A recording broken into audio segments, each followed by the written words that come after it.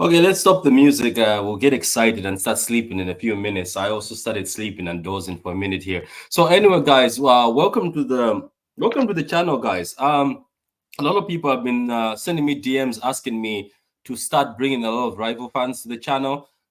It's not that I never wanted. Doug has been here before. It's just that, to be honest with you, I'm very lazy to start looking for people. I just sit there and say, you know what? Why should I bother looking for people instead of just starting off a live and I'm gone? Because when you look for people, sometimes you have to make certain adjustments, and I think I'm just lazy to do that. But I'll try from now on, because a lot of people keep saying would like to hear from rival fans. Would like to see what they say also about everything. So today here is the first one, and luckily enough, I have a selection of very good people who were willing to come in. Doug, as always, is always coming on. I have met a few people here, and they're going to introduce themselves. So I'll start. I'll start with Matt. Is it Matix or Yeah, AFC Matix? Am I saying that right? Or yeah. yeah. So just introduce yourself to the audience and the people. So, I'm an Arsenal fan. I've been an Arsenal fan, I think 2006, 2005. Um, you know, we've had ups and downs. Still haven't seen a league title or a Champions League, but I have seen plenty of trophies won and lifted. And I'm 22 years old. Oh, you went full on introduction. I thought you were just going to graze it, but anyway, that's the full introduction. Now I No, know no, you. no. What introduction? No, I'm joking. Doug, obviously, everybody knows Doug. Doug, obviously, is from the. He's got his channel and he does AFCON. I don't know if you did AFCON this time. Did you do AFCON this season? Not this season. No, I didn't. Yeah, because you went fully AFCON the other season. I was actually impressed. I was like, oh my god, I actually got more knowledge about African players from you. Me being from Africa, and I was like, you impressed me so much. I think that was one of the most impressive runs. And obviously, we've got Anthony, the Chelsea fan, smiling, who's come in obviously to smile and sit there and close. And obviously, Ghana, as always, we met each other on Twitter through throwing, and then we realized we are both trolls, and then we ended up throwing each other. And then hooks, halftime hooks. We've been talking for a while, and we've been talking to each other, saying we're going to get on. Finally, I hear. So you want to introduce yourself, because most of these people, I think, majority of the people know, but hooks, I've never really had you here before. Yeah, man. Thanks for the invite, man. Well, I mean, it's clear to see, man. I'm a gooner. You know what I mean? Been living in North London, so I know all about the glory. And yeah, but I've been a gooner from about, I don't really want to show my age, but like 95, 96. So basically, I got to see the glorious side of Arsene Wenger's reign, and I got to see the league titles. Max, don't worry. It's soon coming back. You'll get the feeling real soon. So yeah, I'm happy to be here, and we can talk football with some great people. Well, what about yourself, Ghana? Do you want to say anything, or you want us to just get on? Yeah, man. I mean, yeah, just a brief intro. I mean, you don't need to feel embarrassed about your age. I've been supporting Arsenal since the late '80s, bro. So, I saw the glory of Graham's era as well as Wenger's. Most parts of Graham's era and Wenger's as well. Born and bred in North London as well. Moved away from it, but yeah, Arsenal's been a big part of my life all my life, and I think as well, we can see that, last season we were told it was a flash in the pan, but here we are back again, knocking on the door, and eventually we're going to knock on this door and it's going to open. Yeah, let's start on that, because obviously last season, let's just keep it simple. I'm not going to hide my words. I never hide my words. You guys shut the bed. And I don't know if I'm being evil saying that, but I was scared. Let me be honest, Arsenal fans. I was scared. January, you had me scared. I sat there. I remember I sat there in the house when you played a certain game. I was like, is this Arsenal team going to really expose us? And they're just going to take it like that. I was like, because I was not trying to insult the Arsenal team. You guys were playing amazing football. Let me not lie. I watched most of your games. But I was like, no, I'm always scared of Liverpool. But is this Arsenal young team going to really just come in, gel, and Arteta, who's even though people might say he's not. I was like, after he came to us, he's the Pep's disciple. He would just say, Master, I'm here. I'm taking your chain. It's my time. Just like that. Then I was like, this is going to be impressive. And if you guys won low key, I was going to sit there and say, Pep said Arteta will become a top manager. I was like, Pep has it right again for the third time. Whenever he says this manager will do this, people laugh and the manager exposed. So yourself as Gunners, you've said this season you seem to be coming back off people insulting you, saying obviously you bottled it. I remember those bottles on Twitter. People say, oh, these guys had a weak mentality at the end after the play at Anfield and Xhaka lost his mind. Let me just ask you this. Do you think you guys are stronger than last season right now, where you don't have obviously I don't know if he's you at the club or he's just getting married and doing birthdays. That's all I see. So, Gunn, I'll start with you. Do you think you guys are stronger than last season? And do you think you're going to make it over the line this season? Absolutely. Well, I'm not sure if we'll make it over the line this season, but what I will say is we are absolutely stronger this season. And I'm going to go through a few reasons as I think why. Last season, I think we had a solid 11 players.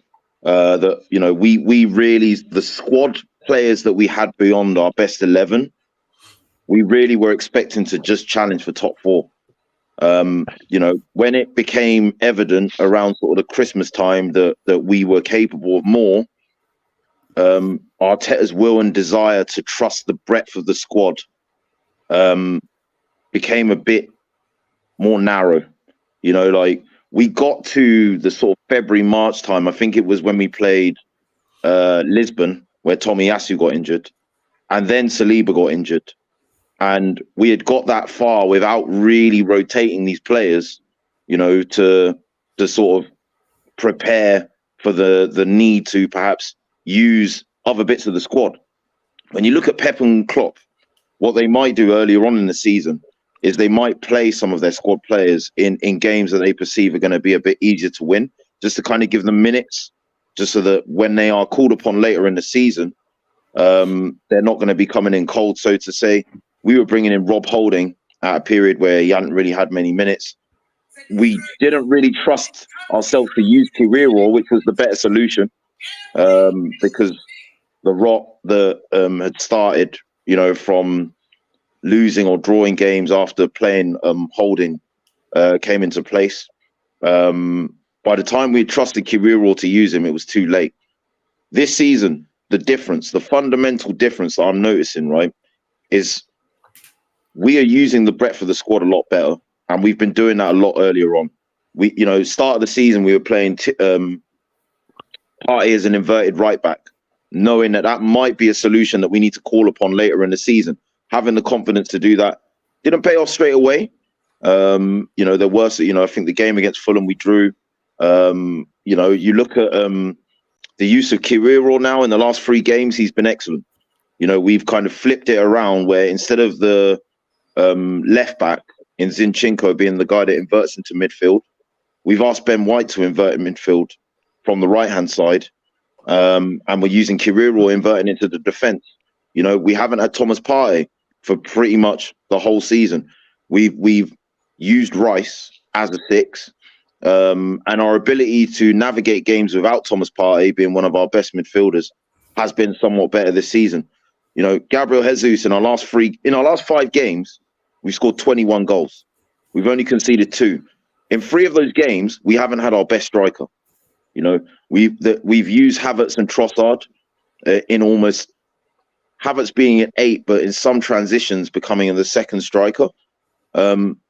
We found another solution to scoring goals and to still being a threat going forward, whilst maintaining the added defensive security using Rice as.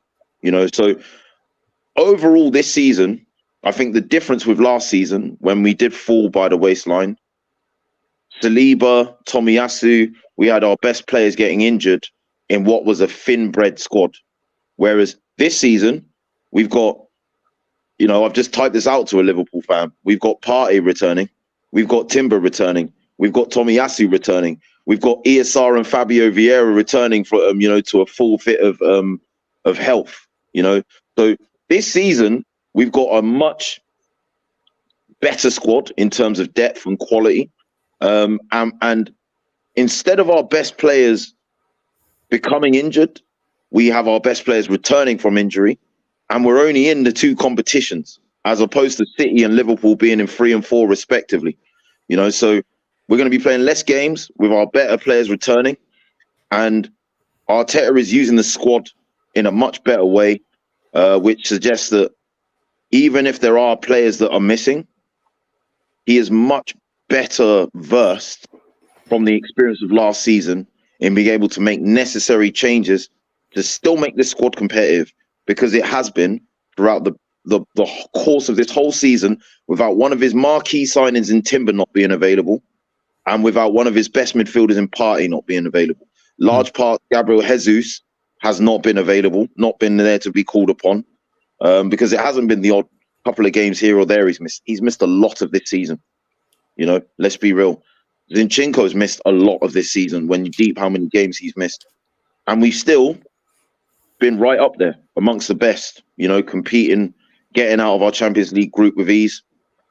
And this foregone conclusion that some City and Liverpool fans have that last season's outcome at the end defines this season's one. You know what? Underestimate us at your peril in this running. Without me saying for certain that, that we're going to emerge from it victorious, we are not going to be the pushovers of last season. We are not going to fall by the waistline in the way that we did last season. We will pick up way more points in the running.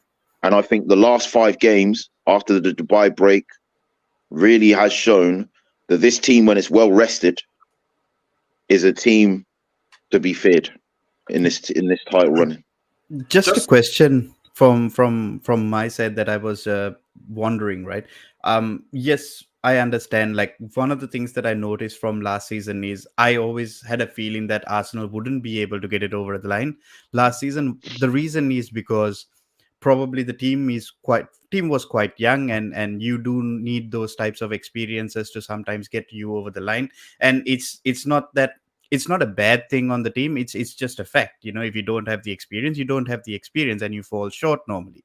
And I always had a feeling that if Arsenal could keep up the race, there also might be the possibility that they could go a lot more further in this whole process, because you gain that experience from last season and you use it in this season and you go forward.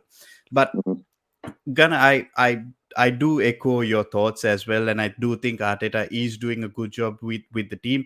But with the Champions League returning, I believe you guys are playing Porto first.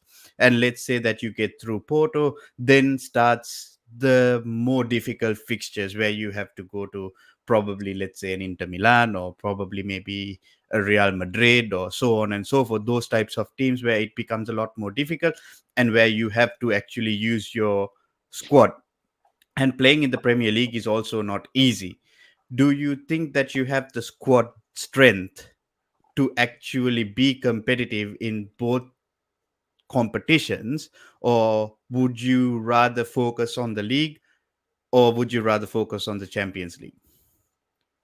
I mean, I think we've got the squad to compete on both fronts.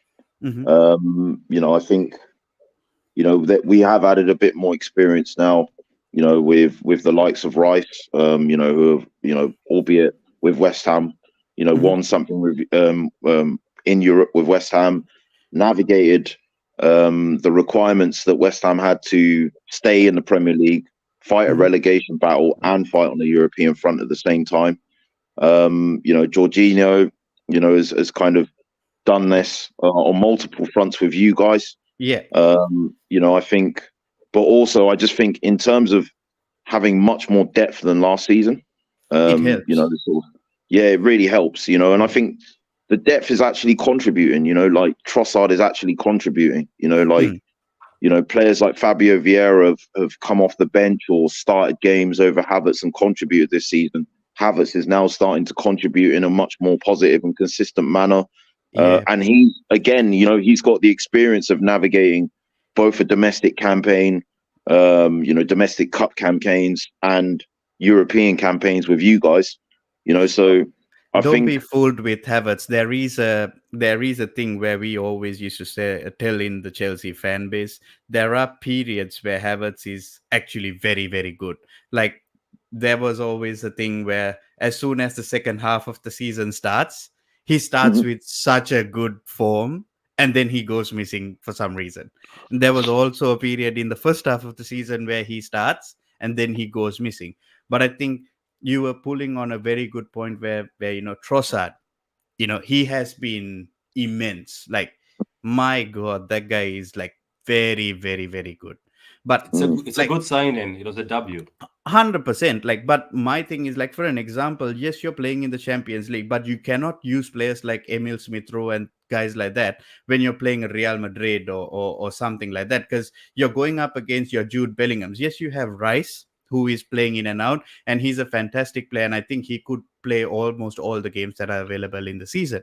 But if you have to make changes, you do need that little bit of something more. That's where I think the returning of Partey and players like this would be much more helpful for you guys. Praying that he does stay fit. I slightly And disagree with with really, with with what you just said about Emil Smith Rowe. Like my personal opinion, at least when it comes to the Champions League, is that the Mm. system that we play is far more suited to being in the Champions League than in the Premier League. It would be far more effective in the Champions League than the Mhm. Premier League because there's not really a concept of low block in the Teams come at you Champions League. basically. Yeah, teams will like these teams. What they're going to do is they're going to see Arsenal and be like, okay, we've got 2 games. We need to win both games. So why would they ever sit back? And we thrive where teams come at us. So Yeah, but the thing is, what they generally try to do is Real Madrid is they hit you hard at home and they sit back away. Carlo Ancelotti has been doing that for the past 4 seasons. but can they do it against us? This They is what have I been doing it to the best of teams for the past 4 seasons. Like, why couldn't they do it to Arsenal? because well, Arsenal I think that sorry. we don't see chances. You've seen this in the last 5 games that we've played. Bearing in mind, one of those games has been Liverpool, who have arguably Yeah, but they beat Liverpool 3-1, isn't it, 2 years ago? yeah, two years ago. Two years ago. We're talking about this season. Like we could say stuff about Arsenal last season that would mean, oh, we could never beat a Real Madrid, but we're talking about this season. And what we've seen this season is Arsenal are the best team defensively across the globe. I do agree. I do definitely agree with what you're saying. Like, but basically, when you're looking at Real Madrid, they haven't actually lost much, barring Benzema. They've actually added something more special in a Jude Bellingham. That's the only difference, because they still have Modric, who has the experience. They still have Toni Kroos, who has the experience. They have Vinicius Junior, Rodrigo, Camavinga, Chouameni, and also adding on to it is, who's that Uruguayan player? I forgot his name. Them Valverde. players are Valverde. Like, they are born winners. Like, they know exactly what they need to do in the Champions League stage. You can't just I write agree with Arsenal off that, yeah. But I completely. mean, if we were to look at Man City and Liverpool, yeah, who have dominated, sort of the Premier League, of the last 5 or 6 years, both of these teams came to the Emirates this season, yeah. Both teams only had 1 shot on target. Oh yes, One. Each. 100%. Yeah? These are 2 of the best teams currently, not just in England, but in Europe. They were reduced to 1 shot each over the course of 90 minutes. Now, Liverpool had 0 shots on target in their first 45 minutes against us, and they only got a goal by the virtue of us giving them one, right? Yeah. Now, we've only conceded 2 goals in the last 5 games, right? But by the way, We've conceded, don't get me wrong. We've conceded the saying that you fewest can't amount win. of goals this season of any Premier League side. We have the lowest XG conceded against any opponent. This defense, right, in my opinion, if any defense is acquitted well to doing well in the Champions League or in the Premier League at the moment, it's Arsenal's. Now, that's not me saying that these teams can't pose a threat to us. But what I am saying is, I think what my guy here was alluding to is, in the Champions League, where Arsenal have struggled this season, you know, is our threat is more known now. Where we struggled is breaking down lower blocks. You know, the sit deep. You know, the kind of organize and set up shop to kind of nullify the threat and that we pose going forward. But the moment we play against teams that have the attacking strength, you know, that have the style of play, that warrants that they're able to come at us, you know, that to try and play as we try to play, and that will leave spaces and opportunities behind for us to exploit as well. 100%. These are the teams that we've actually thrived against more, you know, and I think the intensity in Europe in terms of the speed, you know, the game's played at, the intensity that teams press with, it's not the same as in the Premier League. Yeah. It's not. You know what I mean? So maybe that could work in our favor without me 100%. definitively saying it will, you know, maybe it could. You know? Oh no! Again, don't get me wrong. I'm not saying that Arsenal can't go far in the competition. I'm saying that Arsenal Anthony, can go far. After you speak, Anthony, after you speak, just send it over to Matt and Dag. I'd like to hear what they want to say. Like, I'm saying that you definitely can go far in the competition this season, because there is a good chance of Arsenal being able to go far in that competition. Yeah, there's a lot of dead teams also, Anthony. A lot of bad teams. Bayern is not good. No, and my thing is, I think the returning players can give you a lot more help to get to that position.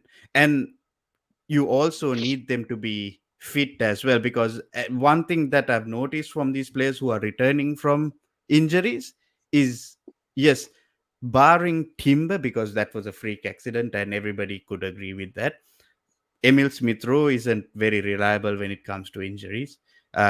Thomas Partey certainly is not very reliable when it comes to injuries. Gabriel Jesus is the same.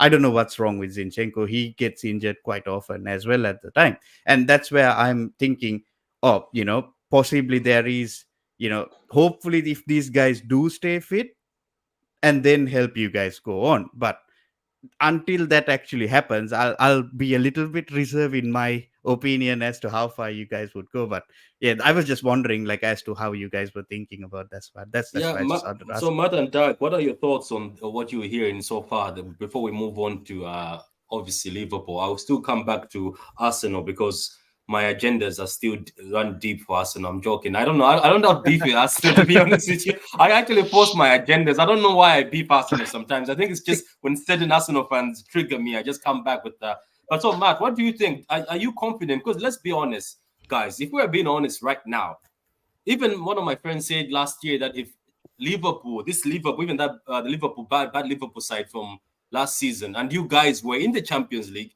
that like City couldn't have made it that easy. Apparently, we could have struggled if we met one of you guys in the Champions League last season. This season, there's teams like Bayern. My God, Bayern is not great. As soon as you go past their attack, you go that side, things are not great. So, Matt, I'll start with you. Do you echo the same things as the two other guys from Arsenal saying, you guys, you're getting all your players back, you'll be stronger, and this maybe might get you over the line? Because let me be honest with you, as a Man City fan, and maybe some people might not admit, some Man City fans have become very proud. You guys have scared me against West Ham and Burnley. Yes, those teams didn't look up to it, but let's not lie. It's the way you dismantled them. That's why they look as if they're not that great. Let's be honest. Sometimes let's give credit. Yes, Company hasn't been great, but he did give us a bit of issues before we beat them last time. So kudos to you guys. But how do you see this happening? Because believe it or not, you guys might not believe it, I see you guys will cause trouble in the Champions League. I think you will cause trouble. I wouldn't be surprised if I see you guys in the finals, because trust me, the way you're playing is actually amazing. It's good to give credit. Yes, we're jealous because some of us are not doing the 5-0, the 6-0, but you are cooking. So, Martin, what do you think? Do you think you're going to make it over the line in one of these trophies? Because you're already out of the Carabao Cup and the FA Cup. Well, one thing I would say is if we do get to the finals at Wembley, we haven't lost at Wembley under Mikel Arteta. I'm just saying. Anyway, the start of this year has genuinely been incredible. You know, we went to Dubai and the team has almost just been reset and have just come back and have just lightened it up. And I said this. Martin, sorry for stopping you.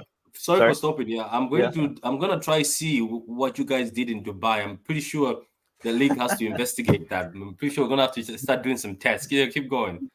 So I think in November time, I said, I feel like we're not hitting top gear for a specific reason. And I think that might be tactically, in that we're trying to preserve our energy for the second half of the season. My God, was I right? Like, we were struggling to, well, not saying struggling, but we were winning games by the scrap of like last second winners, just really scrappy wins. And I think that's really helped us this season to get to that second half of the season, as to then we can then just attack the second half.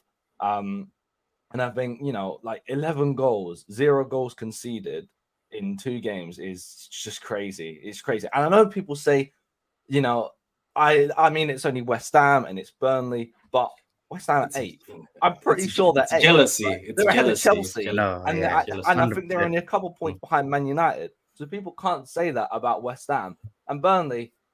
Yeah, they may be in that relegation zone, but to go away from home to Burnley, you're not going to expect 5-0, and you're not going to expect 6-0 at West Ham Stadium. So I'm just kind of over the moon of how we've scored 11 goals in 2 games. That doesn't happen a lot. And I'm pretty sure that's the first time in Arsenal's history of playing in Division 1. I'm pretty sure that's the first time we've scored 5 goals away from home in back-to-back games. Yeah, so it looks like Hook wants to. Okay, before we go to Doug, Hook wants to answer what you were doing in Dubai. Please let us know. Yeah, just on the Dubai point, right? I don't think it's specifically Dubai. It could have been anywhere. So I've coached humans to get to high performance, but in a different sector, right? And something that's really important is being able to take people's minds away from what's currently happening and allow them to reflect on what is currently going on and actually think of what they can do to do better moving forward. So I don't necessarily think that it's Dubai. I don't necessarily think we did any sort of special training regime or ran like 500 miles or anything like that. I think it was just a chance for the team to bond with each other. They obviously had all their families there. Probably the happiest that they've been throughout the whole of the season so far, and they just came back with a more positive mindset, and that is something. Well, what we did do there, actually, hold up, is we worked on set pieces with Declan Rice taking them. That's something I've noticed since coming back from that trip. We've started to do more often, and I didn't see that at the first half of that season. It was only, I think, Saka, Martinelli, and Trossard were all taking the corners. Now it's Rice and Saka. I've noticed that. I just very quickly. I echo what I think was it Maddox was just saying. Yeah. In terms of like, I think it's more the rest and the relaxation part. I think we all work in various jobs where sometimes the pressure to perform is there. And sometimes you need that break. You have a holiday, you take your mind off things, you spend time with your family, you eat some good food. I think the thing with Arsenal is last season, we were using such a thin squad. The Arsenal last season changed their starting 11 less than any other Premier League side last season. Yeah. So the core components that we've used coming into this season had come off the back of the last season, where they had played more games than they should have in the league, where in the latter stages of the Europa League and they were being relied on as well. And I think it's all well and good when you've got more experienced players that are men that have developed into their physical prime, where like players like Salah and KDB and Rodri and these guys, when they're like sort of in their later 20s and earlier 30s, their body has developed physically and mentally. Their mind has developed to be able to withstand the constant rigors of kind of going in and out of in and out of battle on a back-to-back basis. Whereas this younger squad, where the men aren't fully developed physically and mentally to be able to kind of do that, I think they came into this season with the expectations being at fever pitch based on how we had overperformed last season, and probably, you know, with the injuries that we had earlier on, they probably felt burdened, you know, by that pressure. And I think that Dubai break, what it did is it allowed Arteta to kind of recalibrate that, take some of that pressure off their shoulders. And, you know, for the guys to actually bond more as a team as well, especially the newer players, and to come back with a renewed sense of purpose. And I think I've been saying, you know, Saka, the pelters he was getting, even from our own fans, and Martinelli, you know, it was embarrassing, you know, because, you know, I was telling people form is temporary, class is permanent. You know, I could see that Saka, especially, you know, he broke Bergkamp's consecutive record of starting games for Arsenal, you know, as a 22-year-old. As a 22-year-old, this guy has been playing game in, game out as the talisman of this team, having the pressure of the expectations being put on his shoulders as a kid. It's not sustainable. You know, the moment you give him a break, look at him. He's back to his best again, you know? And it shouldn't be a coincidence, you know, to people that understand how humans work, you know, on a basic level, you know, that he just needed that break, you know, that time away. I think the Dubai break really helped Arsenal, and I'm going to tell you why. I think Arsenal looked a little bit jaded by December. When you were top at Christmas, it was looking like you were going to go on a very, very good run. And then obviously you had the defeat to West Ham, you had the defeat to Fulham. Then you went on this break. And I think it's made you more sort of a fresher side. And I think you look at Trossard. I think Trossard is magnificent. I don't know why he doesn't start more games. I think he should. My question to all the Arsenal fans, do you think Arteta knows his best 11 when everyone is fit? I think he does, but I don't think Arsenal fans want to admit it. I think that our best 11, and I think Arteta, if he was here, probably would agree with me, is having Timber at left back, because Timber is basically Zinchenko, but the defensively, he's much more better, so much more better. And I think if we put Timber in that team, we would look so much better. I think maybe there's a debate for Tomiyasu and Ben White, but I mean, apart from one player, I would say we're probably away from our best 11. I don't know. Yeah. I don't know. I think best 11 is a, I don't know. It's really, I don't know. There's too much context. Like best 11 versus who, at where is it? Is it at Emirates, away? Is it in the Champions League? Is it like, I don't know. I think Arteta may not know his best 11, but Arteta is a manager who, from last season, has just constantly focused on getting the players to understand. Only think about your next game. So I think Arteta knows how to draw up game plans against different teams. So I guess in a sense, he knows his best 11 versus a specific team, given context. But a wider best 11, I'm not sure that's what Arsenal are really trying to build here. Is like a. Can I quickly read a stat? So for Arsenal, we have 36 goal difference, right? We scored 58 goals. Now, we've got 73 big chances in 25 games in comparison to the total of 99 from last season, right?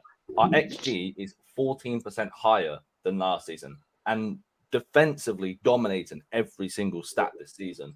So do you think that's to do with Kai Havertz, or do you think that's to do with Martinelli? Because I've realized Martinelli this season, he has clicked in some games, but in the majority of games, he looks a bit lost.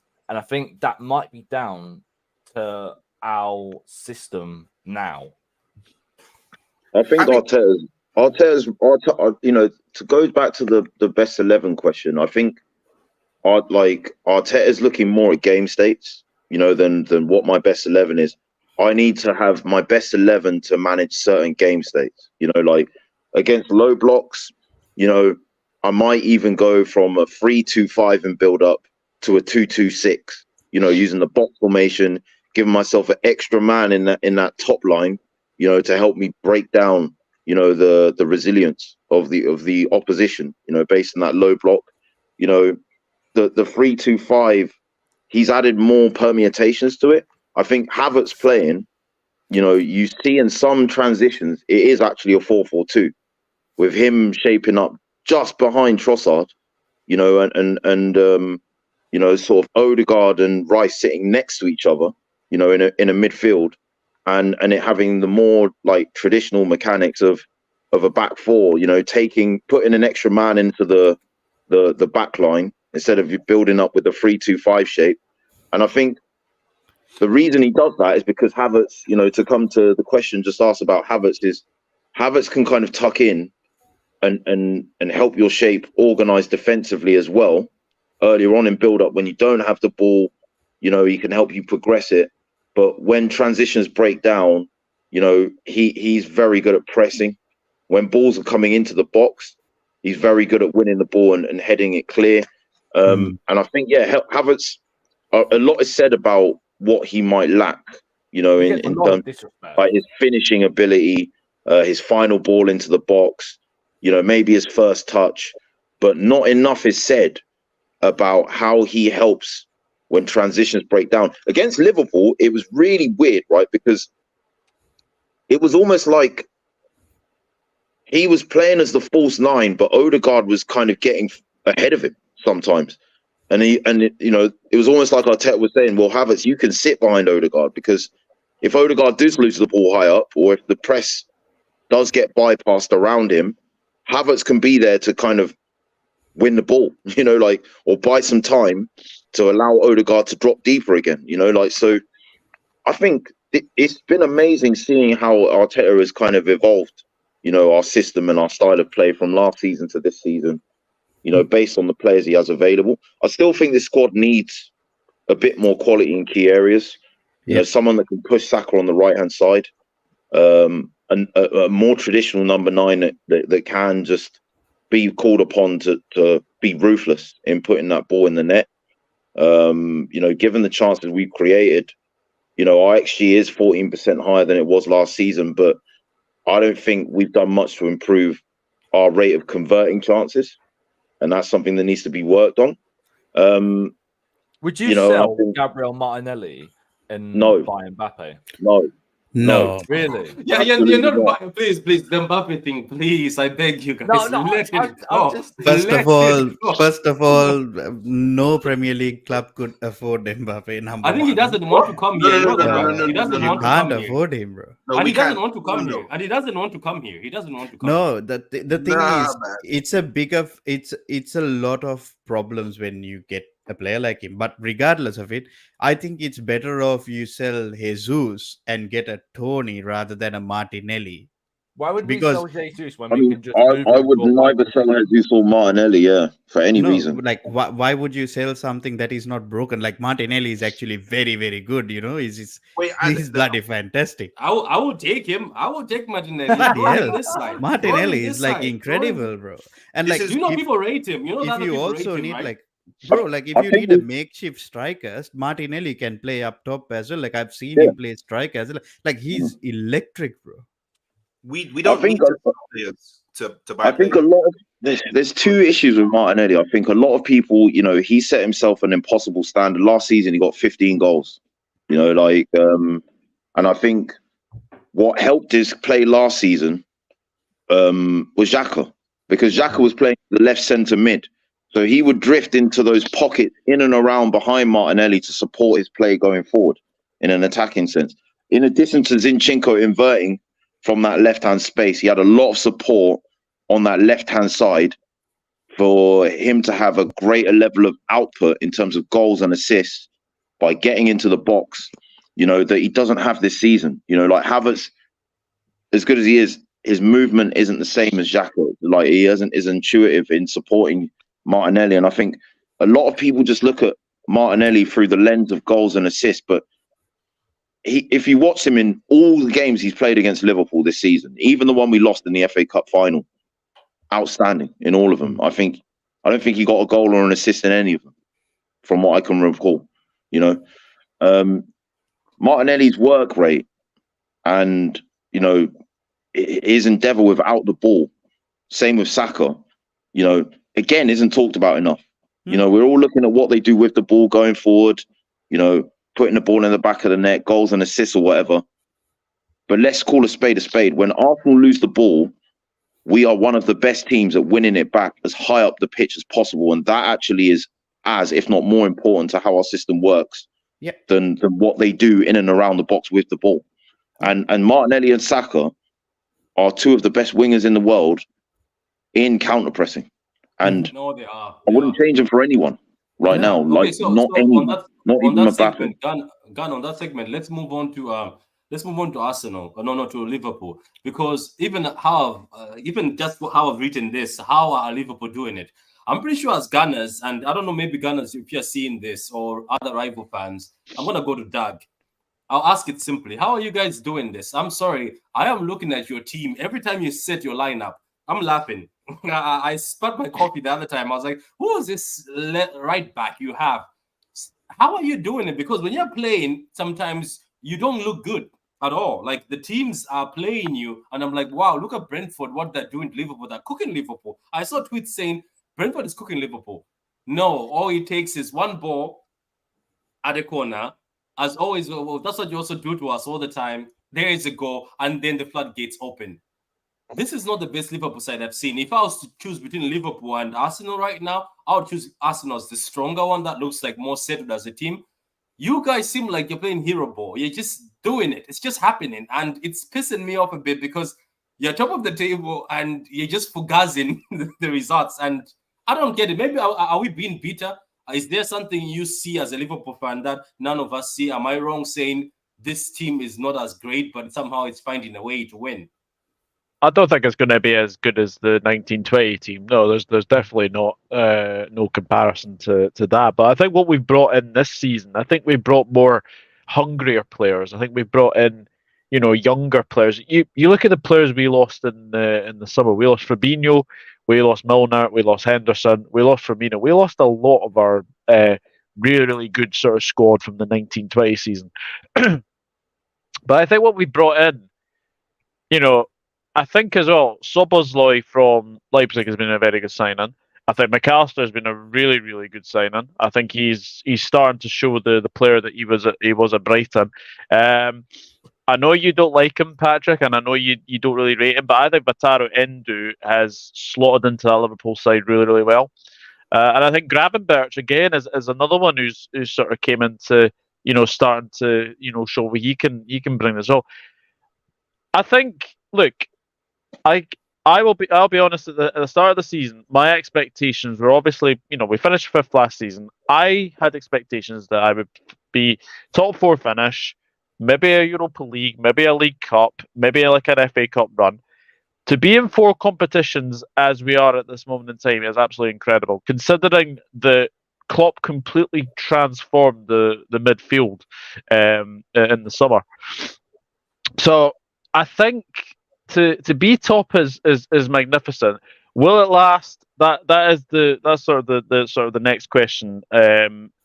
I don't think it will, because obviously we do have Europa League coming up as well.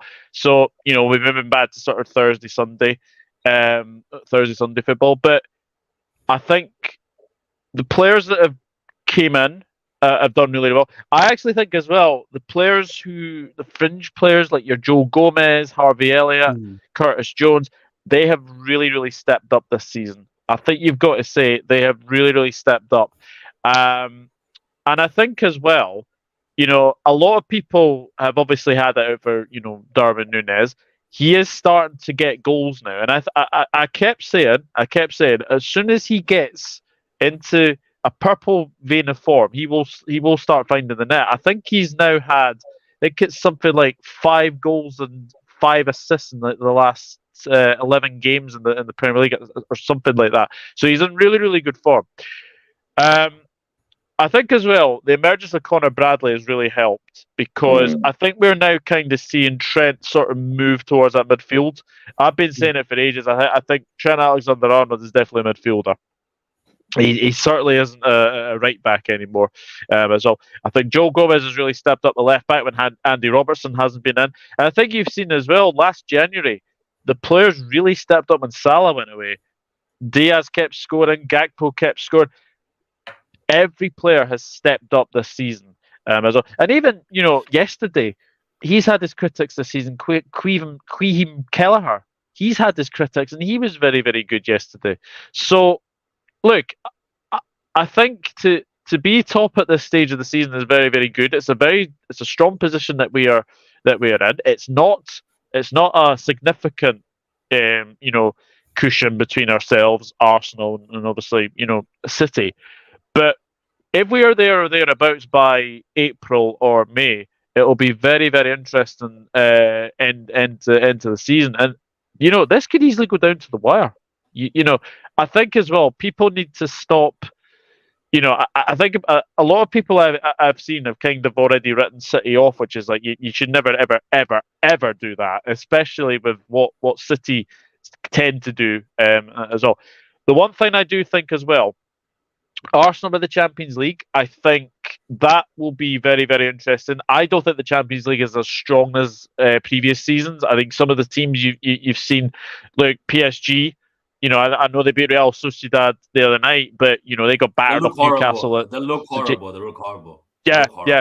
Bayern Munich aren't the same. Bayern Munich are certainly not the same team as well. So yeah, so I think as well the Champions League could be very, very pivotal for Arsenal, but I do think the Europa League could be pivotal for us. So it's going to be a very exciting end to the season. And there's still some big games. There's still some twists and turns. This is never over, and nothing is won in February. So I'll be honest, I don't think we can win it, but we'll see. 14 more games to go as well, isn't it? Like that, Yeah. there is a lot to play for in this season. And what an emergence Curtis Jones has been for Liverpool in that midfield. I think that needs to be really mentioned. Like, yes, you have spent the money on players like Gravenberch, McAllister, Soboslai, and all these guys, but just from a Chelsea perspective, like Curtis Jones has been like bloody hell. Like I couldn't believe it. Don't gas him up. Don't gas him up too much. Bro, I'm not gassing him up. He has been really good. I'll be honest. I've recently started seeing a girl, and she's a Liverpool fan. There you go. Ghana has to gas him up. Ghana has to gas him up. Hard work. I'm seeing her later as well. Like, it's hard work. It's interesting. I'll say that much. But the players that have impressed me the most, I mean, this kid Bradley, the job he came and did against Martinelli. Where did he come from? This guy is going all the way to the top. I'm convinced. They've been slow cooking him. I trust my convictions, in certain situations, and that game in the FA Cup, where they were missing a lot of their key players, and we played near a full strength squad because we didn't have a game. 10 days afterwards, something like that. And, for all the, it's like food and it's easy money. Yeah. Martinelli against Liverpool, he might not get a goal or an assist, but he is going to give them hell. Yeah. Yeah. He's going to give them hell. There's a reason Klopp has always given him praise after matches against us. Right. But the job that Bradley did on him, I think it's the best job I've seen any Liverpool fullback do on him in a very long time, and I think he's quality. He came through again yesterday as well, and Nunes. I think I've said so much is said about the chances he misses. Yeah. The thing that people overlook, and I used to be a striker, is it can almost be as hard to, as consistently as Nunes, get into positions where you can be a threat to your opponent's goal and do it so intuitively as Nunes does, as it can be to finish chances in itself. And I think some players, this element of your game, you can't coach. That intuitive, knowing where to position yourself in and around the box, to be in that position to have a chance to score. And I think, look, when you've been missing as many chances as Nunes has, to lob the keeper like he did yesterday, he could have finished that. He could have just wrapped his foot around it, opened up his shoulder, tried to find the bottom corner, made it easy. This guy's been missing chances, hits the post 4 times in one game, and he still has the confidence, to actually kind of chip it over the keeper's head. I think, Bro, the I've funny part never was, doubted this guy's quality. Never. bro, Can I quickly say the funny something part on, was the keeper wasn't Jota? even on the ground. The keeper was actually standing up, and Yeah. he still chipped him. I'm like, Yeah. insane. Matt, I think ask that- about Jota. Jack, Matt wants to ask you about Jota. Yeah, so on Jota, I personally think he is so underrated. I would probably put him in as one of the best finishers in the Premier League era because he doesn't start. He usually comes off the bench, and every time he comes off the bench, usually he gets a goal or an assist. Like this guy's impact is unbelievable. I do have some not great news on him though. So it looks like he possibly could have a PCL. Oh, Basically, if no surgery is needed, he'll be out for 1 month. If surgery is needed, he's out for 9 months. oh shit. Yeah, that's not good news. Wait, it's that serious? Go ahead, Doug. It's that serious. That's really serious. I Yeah, think that's that- just below an ACL. If Like, in terms what of you've brain. just said there, that is not good news, and it is just so typical of Diogo Jota. When he gets into very good veins of form, he always gets an injury. It honestly is so unlucky, and obviously with him being player of the month for January, it's just so typical with what's happened to him. But yeah, I absolutely agree with what you've just said there. He is arguably our best finisher at the club by a long way. Amount of goals he's I'd probably scored put as him well. ahead of Salah because of how much. In terms of time finishing, yeah, he gets he's up there compared with to him, if Salah. not more clinical. Yeah, But- yeah. I think Salah's all-round game is probably the cog in the attacking machine. Of Liverpool. Be it big chances created, goals, assists. He brings you everything. But in terms of if I had to pick a Liverpool player to put in a one-on-one situation with a goalkeeper, bearing down on the goalkeeper, just only needs to slot past the keeper to score. I'm picking Jota. Yeah. Every day of the week, twice on a Sunday. A fit Jota is, in my opinion, Liverpool's best finisher, and one of the best in the Premier League at the moment. I also think there is a lot of pressure now on Gravenberch's shoulders as well, because now that Soboslai and both Soboslai and Curtis Jones is not available. I think players like Harvey Elliott might need to step up a little bit. Gravenberch might need to step up a little bit. This is where the real test of how good is Liverpool's squad is going to come into play. Yeah, absolutely. And I think as well, the injuries are now sort of starting to sort of pile up now, and obviously with Alisson being out injured as well, Kelleher has, I think it's good that we've got a very good understudy, and obviously I can never say his name, Caoimhin Kelleher. There you go. I think it's pronounced Kevin in ours, but I think with obviously the injuries to Jota and Jones yesterday, that kind of worries me a little bit, because I look at obviously Jota. If that news is obviously confirmed about him potentially having a PCL, then surgery 9 months is not great as well. But Curtis Jones, I think both of them went away in crutches yesterday after the Brentford game, so I am a wee bit concerned.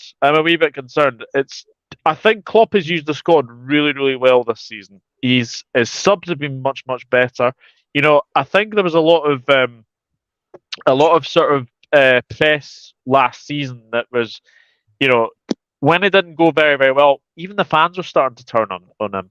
Even the fans were starting to turn on him.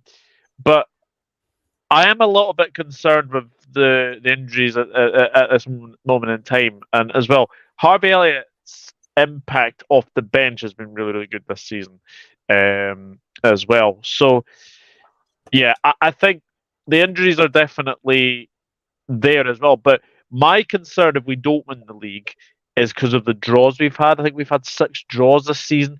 That's too many draws, in my opinion. So that could come back to haunt us, those draws. I think the thing that always carried Liverpool, really, I don't want to say carry, I don't think that's the right word, but I think the one thing that helps Liverpool is their attack. I think, you look at not just the strength of it, in the players like Jota, Salah, Diaz, it's the depth of it. You've got Gakpo, then, you've got Nunes, you've got Elliott, who can play on either wing, as well, that you can add to that equation. And 59 goals Liverpool scored this season. They've scored the most in the league. And Arsenal are only 1 point behind them, but that's only by virtue, really, of the form of our last 4 or 5 games. If we were to look at the consistency of any attack in the league so far this season, Haaland is the top goal scorer. But 1 goal more than Salah, I think, isn't it? It's not much. Yeah. That's it, and I think that's the thing. I think Liverpool have this great thing, that it's almost envious from an Arsenal fan's perspective, because we really need.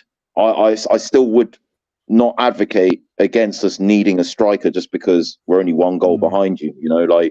I think we've played easier teams in recent games where we've been able to kind of get our numbers up, so to say.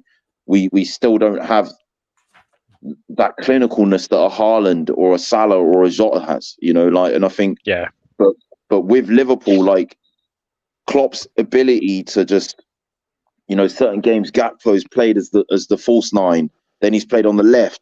Nunes has started on the left. Obviously, he started as the main striker. He's brought Diaz into that equation. He's brought Jota in, either on the left or up front, and knowing when to do that and how. And these players just being able to plug and play, interchange into any position in that front line.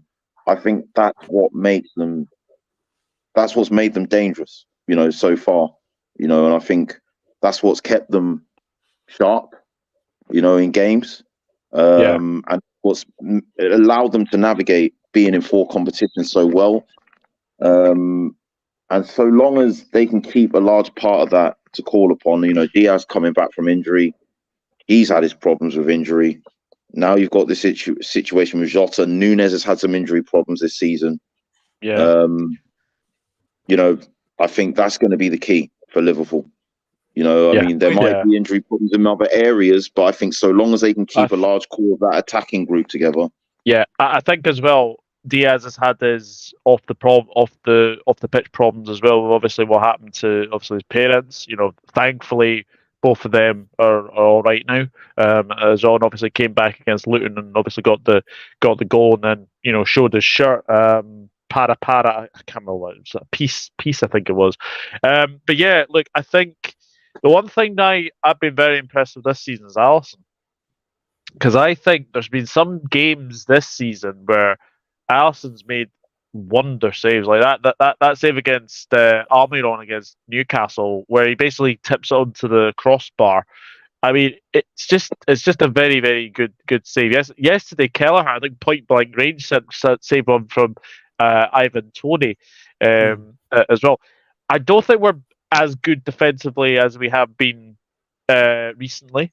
But what we have been good at is we're adding more goals from the midfield last season. We scored, I think, 7 goals from midfield last season. I think we've got about 8 or 9, or actually no, I think it's more than that. Actually, in all comps, we've got more goals from the midfield this season. So I think that the one thing, the attack was really sort of being the difference in games to win.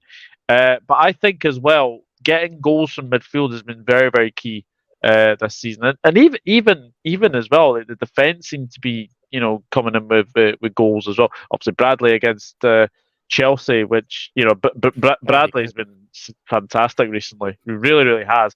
Ever since he came into that Arsenal game. And Patrick, you were asking where Conor Bradley was last season. He was at Bolton on loan last season, and actually, a lot of Bolton fans said then that he was actually their player of the season, and you can quite clearly see why. He's hungry, he's determined, and look, he's had to wait for his place. He's had to wait for his chance. But with obviously the injuries, How old is he? 18. 20.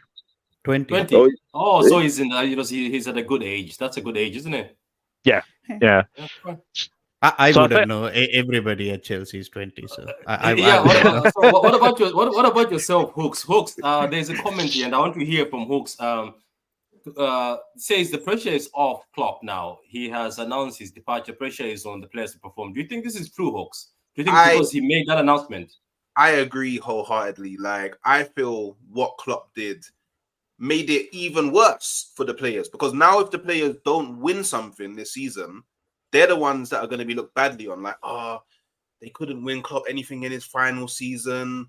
Oh, the players really let down Klopp in his final Liverpool season. It could have been the dream way to send off Klopp, but the players just couldn't live up to it. It's pressure. Like, why would you put unnecessary pressure onto your players? Like, you're telling me there's no way that Klopp could have kept this hidden from the media? Like, because apparently everybody internally in Liverpool knew from like November, but you're telling me there's no way they could have kept this under the. I don't know, man. I don't believe it. But look, he wanted to go last season. It's been very, very publicized. He wanted to go last season. The only person that stopped him going was his wife Ula. I thought he signed a contract. Am I wrong? Did he sign a contract and there was fist bumps and announcements? Yeah. 2 years ago. I'm pretty sure I saw. No, I'm serious. I'm pretty sure there was he signed, didn't he, Doug? And there was like proper that. I was even pissed. I was like, oh, this guy is not leaving now. He's staying here for life. So I just don't get it. That why? Yeah, it was like a 3-year contract. Why is he leaving this dreamland? Am I the only one? I don't know. Hooks, like other guys. Why is he leaving dreamland? Man, I think it's weakness, man. Like, I'll be completely honest. I think. Do you know what? Yeah, it must be a toll on his mind to feel like every season he's setting up Liverpool in the best way possible to get over the line, but he just can't get over the line because Pep just has Man City just too monstrous, and it's too much of an uphill battle. This is why I personally think that he's weak, and I now feel like he's seeing what Arteta's doing, and I promise you, I'm not saying this with Arsenal bias. Maybe he's seeing what Arteta is doing and being like, "Damn! Not only do I need to defeat Pep with his monsters at Man City, I now need to defeat Arteta with the stuff he's cooking up at Arsenal." And then he's probably looking at Chelsea. I know we would troll Chelsea, but he's probably looking at the Chelsea project and going, okay, they've actually secured like maybe 10 to 15 solid youngsters that, and some of the guys he wanted, Hooks, and some of the guys he wanted, exactly. Some of the guys he wanted, yeah. Some of the guys that he wanted, he's now, all trolls aside, I hate Chelsea, but all trolls aside, they have actually secured a squad that when they've all aged and they've finally given a chance to gel together and they stop signing like 5 billion players every transfer window, they will do well. So he's probably thinking, okay, the league is getting so competitive that do I really have the mental capacity to keep on going? Like, even again, it kills me to say it. It really does kill me to say it. But even Tottenham, if Daniel actually goes, okay, Ange, at every transfer window, whoever you want, we will try to get for you, and they continue to back this guy, eventually they're going to play football that was kind of akin to the football that Liverpool plays, right? Which is a problem for the Premier League. So the Premier League just keeps on getting more and more competitive each season. That it's just, I don't know, maybe it's weakness of the mind. That's just what I put it down to. He's tired, he's out of energy. Like, he's been here 9 years, isn't it? Like, you're gonna get mentally exhausted at the end of the day. I don't think it's mental exhaustion. I think, look, it's like if you've won every available bit of silverware, you know, like where is the motivation? Like, you know, where's the next challenge? You know, like you're winning things you've already won. And I also think personally, him and Wenger had a similar thing, right? Where there was obviously shortcomings, you know, in from the ownership perspective of we're trying to compete. You know, Wenger was trying to compete at the time against Man United, then Chelsea when they came in, you know, with the wealth that they had, then Man City when they came in with the wealth that they had. And it's like, in order to, you know, you got to pay the cost to be the boss. This is the Yep. era we're in. And I think what FSG have done, when you look at, sometimes they've not been as forthgiving with the investment that has been needed, to be like, this is what we need just to maintain the status quo, let alone challenge, and eat into the dominance domestically that City have had. I don't think they've been as forthcoming as they should have been, in all circumstances. And I think that's the part where Klopp's probably asked, you know what? I don't need to stake my reputation on that anymore. I have nothing to prove. I'm not an up and coming challenger manager. Do you know what I mean? Let's be real. Arteta, until Arteta wins something major, as much as I love him, that is the realm that Arteta is in. Klopp is not in that. From an unbiased perspective, Klopp has won Champions League. He's got to many Champions League finals. He is the only German manager, to have not only won a German title with a team that isn't Bayern Munich, but have retained it, as a non-Bayern Munich manager, getting into a Champions League final, doing a domestic double in his last season there. It's like FSG are putting me on this drip feed of finances, but I could go to a Real Madrid, I could go to a Barcelona, I could go to any of these other clubs, and I would put a number on a piece of paper, and it would be there. That's true. That's a good point. I think that's what it is. I think the fallout of every summer having to go to battle, having to get a shield out and get a sword out, and go to battle with his own board, to kind of get the level of investment that he feels he needs to keep this squad competitive, and not always getting everything he needs. He keeps getting number 4, isn't it? He keeps getting, like, when he wants number 1, he keeps getting the 4th one, and he's still doing good. That's why I'm amazed. Yeah. Like, do you remember when there was this injury crisis at Liverpool, like about 2 or 3 seasons ago, right? There was a point where Joe Gomez got injured, Virgil van Dijk got injured, then Matip got injured. Bloody hell, you know who they got? They got some next guy named Ozan Kabak. I don't even know where Kabak is right now. Yeah. Where's Kabak?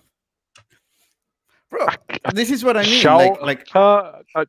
I know he was at Schalke, but I can't think if he's still at Schalke. You know what, Anthony? This was just opened up a realm, and I see Hooks is this. I think wanted to make a point. I'll throw it to Hooks, but Ghana's just opened something. Look, I have agendas, and I love my agendas, and I'll never stop. This is what I told people on Twitter. I came peacefully on Twitter. I was a nice guy. I am still a nice guy, but I loved everybody on Twitter. Then people showed me that dark side. I was like, okay, so that's what you want. Well, this is what we play at Twitter. So I became a troll. Then I said, meeting other trolls, and I've become friends with most of the trolls. And I see this is how life is. But I troll Klopp. But thinking about it, sometimes this man has been given scraps, like Kabak. I remember Kabak. I was like, what the hell is this? What is a Kabak?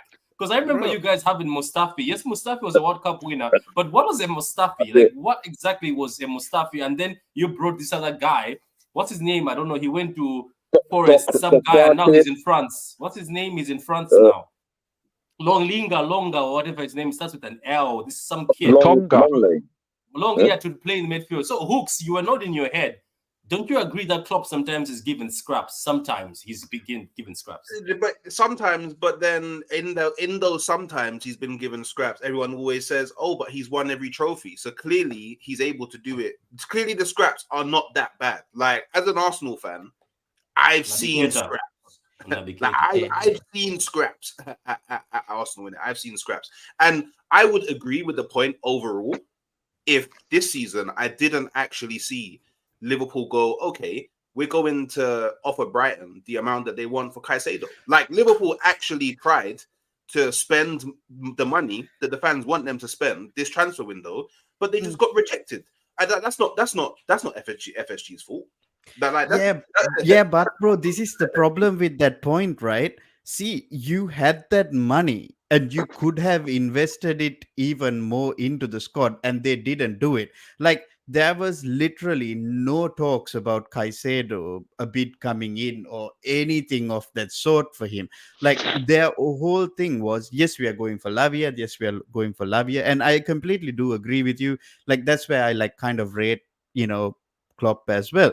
But also, like, if you had the money, imagine when they were actually going for a Tchouaméni, the first thing they said was, "Oh, I'm sorry, we don't have the money," 2 seasons ago.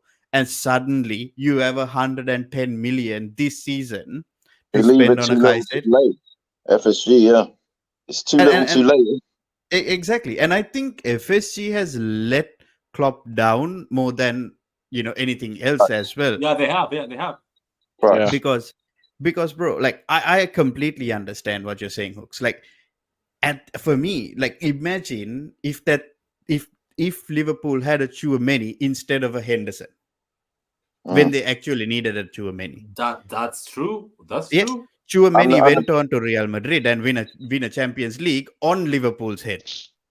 the thing is, it's the same with Bellingham as well. You know Yeah, what I mean? Like, Bellingham. okay, we are interested in Bellingham, yeah, but by the time they like actually garnered up, sort of the will and the desire to go in for him, Madrid go and around, ready. like they've already done it. Like, if you're not hitting, you're gonna get kicked off the pot. And I feel like FSG have been very reactive in how they have made certain squad replacements. You know that Fabinho is on his way out. You know Milner's on his way out. You know Cater's skeleton's made of Weetabix. Like Oxlade Chamberlain. It was the same. That midfield area. Wait, Yeah, is this it was still at like all of Liverpool? these. I don't- Is Oxford at Liverpool? It was like all of No, these parts were diminishing at the same time. Mm. Even Arsenal more recently and City, when City needed to replace Fernandinho, you brought Rodri in before Fernandinho retired. Yeah. Yeah. So you had Rodri kind of shadowing Fernandinho. Yeah. Mm. So that when Fernandinho eventually diminished as a part, Rodri just came straight in. Yeah. And it was a seamless transition. I feel like FSG weren't prepared to do this enough under Klopp's tenure. They were waiting. What the difference is, they would wait for the part to completely diminish. Yeah. And then they would have to go to the market, and the market would know that they're desperate because that part is gone. Yeah. And then what that does is that inflates the value that you get quoted by the selling clubs. And FSG would then say, we're not prepared to pay the inflated cost. But at the same time, you're not prepared to pay the inflated cost of replacing a diminished part, but you're also equally not prepared to bring in a player before a part is diminished because you don't want to pay two wages. Yeah. And it's like you can't do both. You got to do either or. Chelsea and Man City, they don't mind paying over the odds for players if a player diminishes because they accept that we didn't replace this player quick enough, and we just I think everyone is doing. I think everyone is doing it these as Jose days. Mourinho said, Yeah. But I think Arsenal and Liverpool have been too hesitant with that approach for quite some time now. Until Arsenal and Liverpool until recent, you've started also. But Liverpool, Yeah.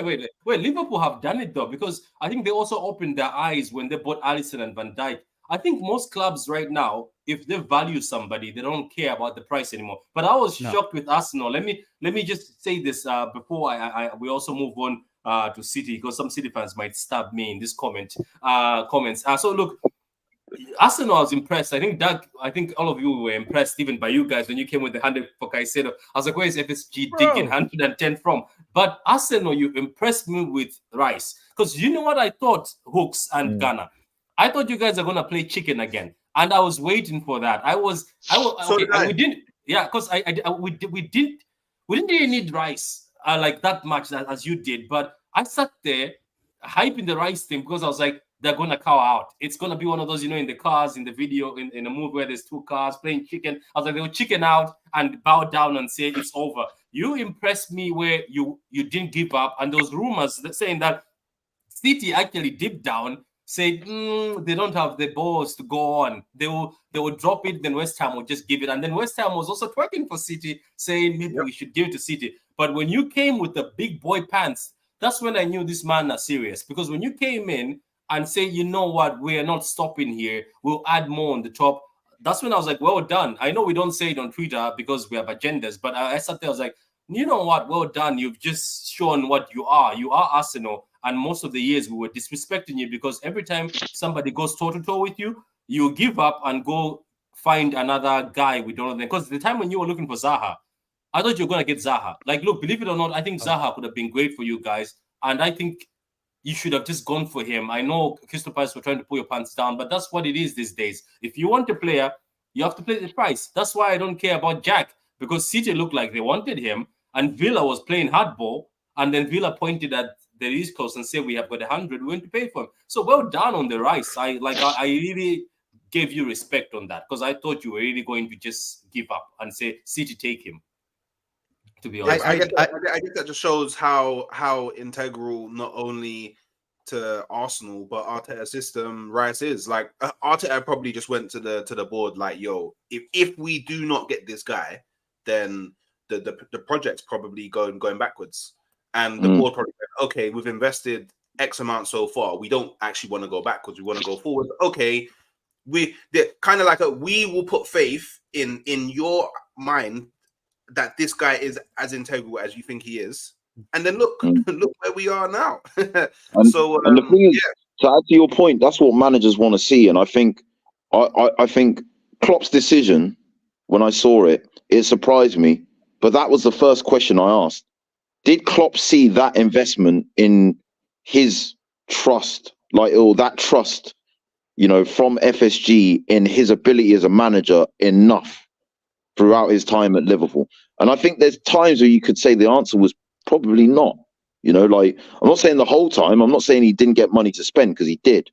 But I think key moments, I think FSG were a bit more reactive and not proactive to giving him what he wanted and the tools he needed to maintain success and dominance in this era. And that's something they need to learn from, because I think that is 100%. I look at this same thing, it broke Wenger. And the difference was Wenger was more willing to fall on his sword than Klopp. Klopp probably looked at how Wenger's career ended and thought, I ain't going out like that. Do you know what I mean? I ain't going out like that through the back door with my own fans, putting up banners, making various bits of content, saying that they want their greatest ever manager out. I am not going out like that. I did not cultivate my career and my managerial stocks to go out like that. And I don't blame him, if I'm being honest. Because seeing them go out like that, it saddened me. You know what I mean? Yeah. One of the most shameful things that I've seen as an Arsenal fan, from my own fan base. I would not wish that on anyone. Certainly not Jurgen Klopp.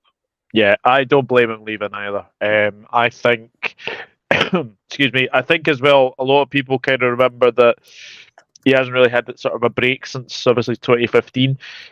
He's a grandfather as well. So he obviously he'll want to spend time with his grandkids as well. But yeah, I think that. Thank you, Doug. I keep forgetting that these managers are actually grandparents. Yeah, So some people are ghosts as well, like Roy Hodgson. This guy he's a ghost, bro. Why did you have to do that? Why, Anthony? Why? That continued. Ignore this guy. This is another troll, by the way. Ignore. Why do I need trolls? Why do I befriend trolls? Go yeah, ahead. So I think Klopp leaving Liverpool is not much of a surprise to many people. I think it's been on the cards. I think as well, last season, as I said, Ula, his wife, stopped him from leaving. There was loads of times where I think last season where I think he was getting towards that stage of he's had enough. And I think as well that I don't really blame him to go, because as you said, I think these managers now, I actually think what's going to happen this summer is that I think Real Madrid's manager's potentially going to go. I think we might see Bayern's, Thomas Tuchel. I'm really, really sorry. What he did at Chelsea, fantastic. But what he's done at Bayern, honestly, the football they're playing right now is absolutely awful to watch. Really, really is. So I think you might get a managerial merry-go-round this summer. I really do. I think there'll be jobs that become available, and it'll be very interesting to see which manager goes where. But Yeah, I don't blame Jurgen Klopp in leaving, and what he has done at Liverpool has been very, very good. I do have a question, like with regards to Liverpool and so on and so forth. But just to like address that question, I don't think like Ancelotti is leaving. He signed an extension like only a few months ago for another year or so as well. But Mm. my question is, looking at that bid for Caicedo around 100 and something 10 odd million, I don't understand why they made that bid. And if they did have that money, my question to you as a Liverpool fan is, doesn't that piss you off? Because that money could have actually gotten you Jude Bellingham. Mm, I, I think to say that as well. Like, I think Caicedo and Lavia were two players that we were very, very much linked with, and obviously, Bellingham was the one I think many people wanted this summer. But these things don't happen. And the one thing I will say, the Caicedo thing, I have kind of known for a number of years that he's a big Chelsea supporter. You can quite clearly see that he's a Chelsea supporter. So, I think the fact we went in for him was very, very surprising. But the more I think of it now, I think he was always destined to go to Chelsea. But does it piss me off? Look, I think we got Endo because I think we were desperate for a DM. I think that's what I will say. I think we were quite desperate for a central defensive midfielder. But he's came in, he's slotted in really, really, really quickly. I do think McAllister's the DM. I'll say that now. I think McAllister has had to play DM because we haven't really had a sort of a world class sort of DM there. And I think as well, to Gunnar's point about Fabinho, the club were very shocked when he left. I don't think that was on the cards at all. I think the bid from Al Ittihad came at a real surprise. I don't think they were expecting it at all. So I think to lose Fabinho, to lose Henderson, to lose Milner, to lose most of our midfield was very, very. I think, look, Ox had to go. Keita had to go. So you're losing 5 midfielders. You bring in 4. That is very, very good. But I do think still that we still need cover for left back, especially if Robertson gets injured, because I think Simicast is going to go. Right back as well. Like I know we got Conor Bradley now, but we probably need another right back. I'd also say as well, I think Kelleher's going to go this summer. I think Kelleher needs a move as well. But no, I'm not annoyed at the money because it did bring this Endo. I just think as well, Liverpool have a transfer sort of budget of where they want to pay for a player. They don't go over the odds like other teams do. So, but look, I think Caicedo is struggling in a Chelsea side that is really, really struggling. But you know what? Give him time, and I'm sure he will do very, very well. But I think for 150 million, it was no. very bad. I'm not saying that. There is one thing I do want to relish emphasizing, by the way, is the real losers for this equation were Chelsea.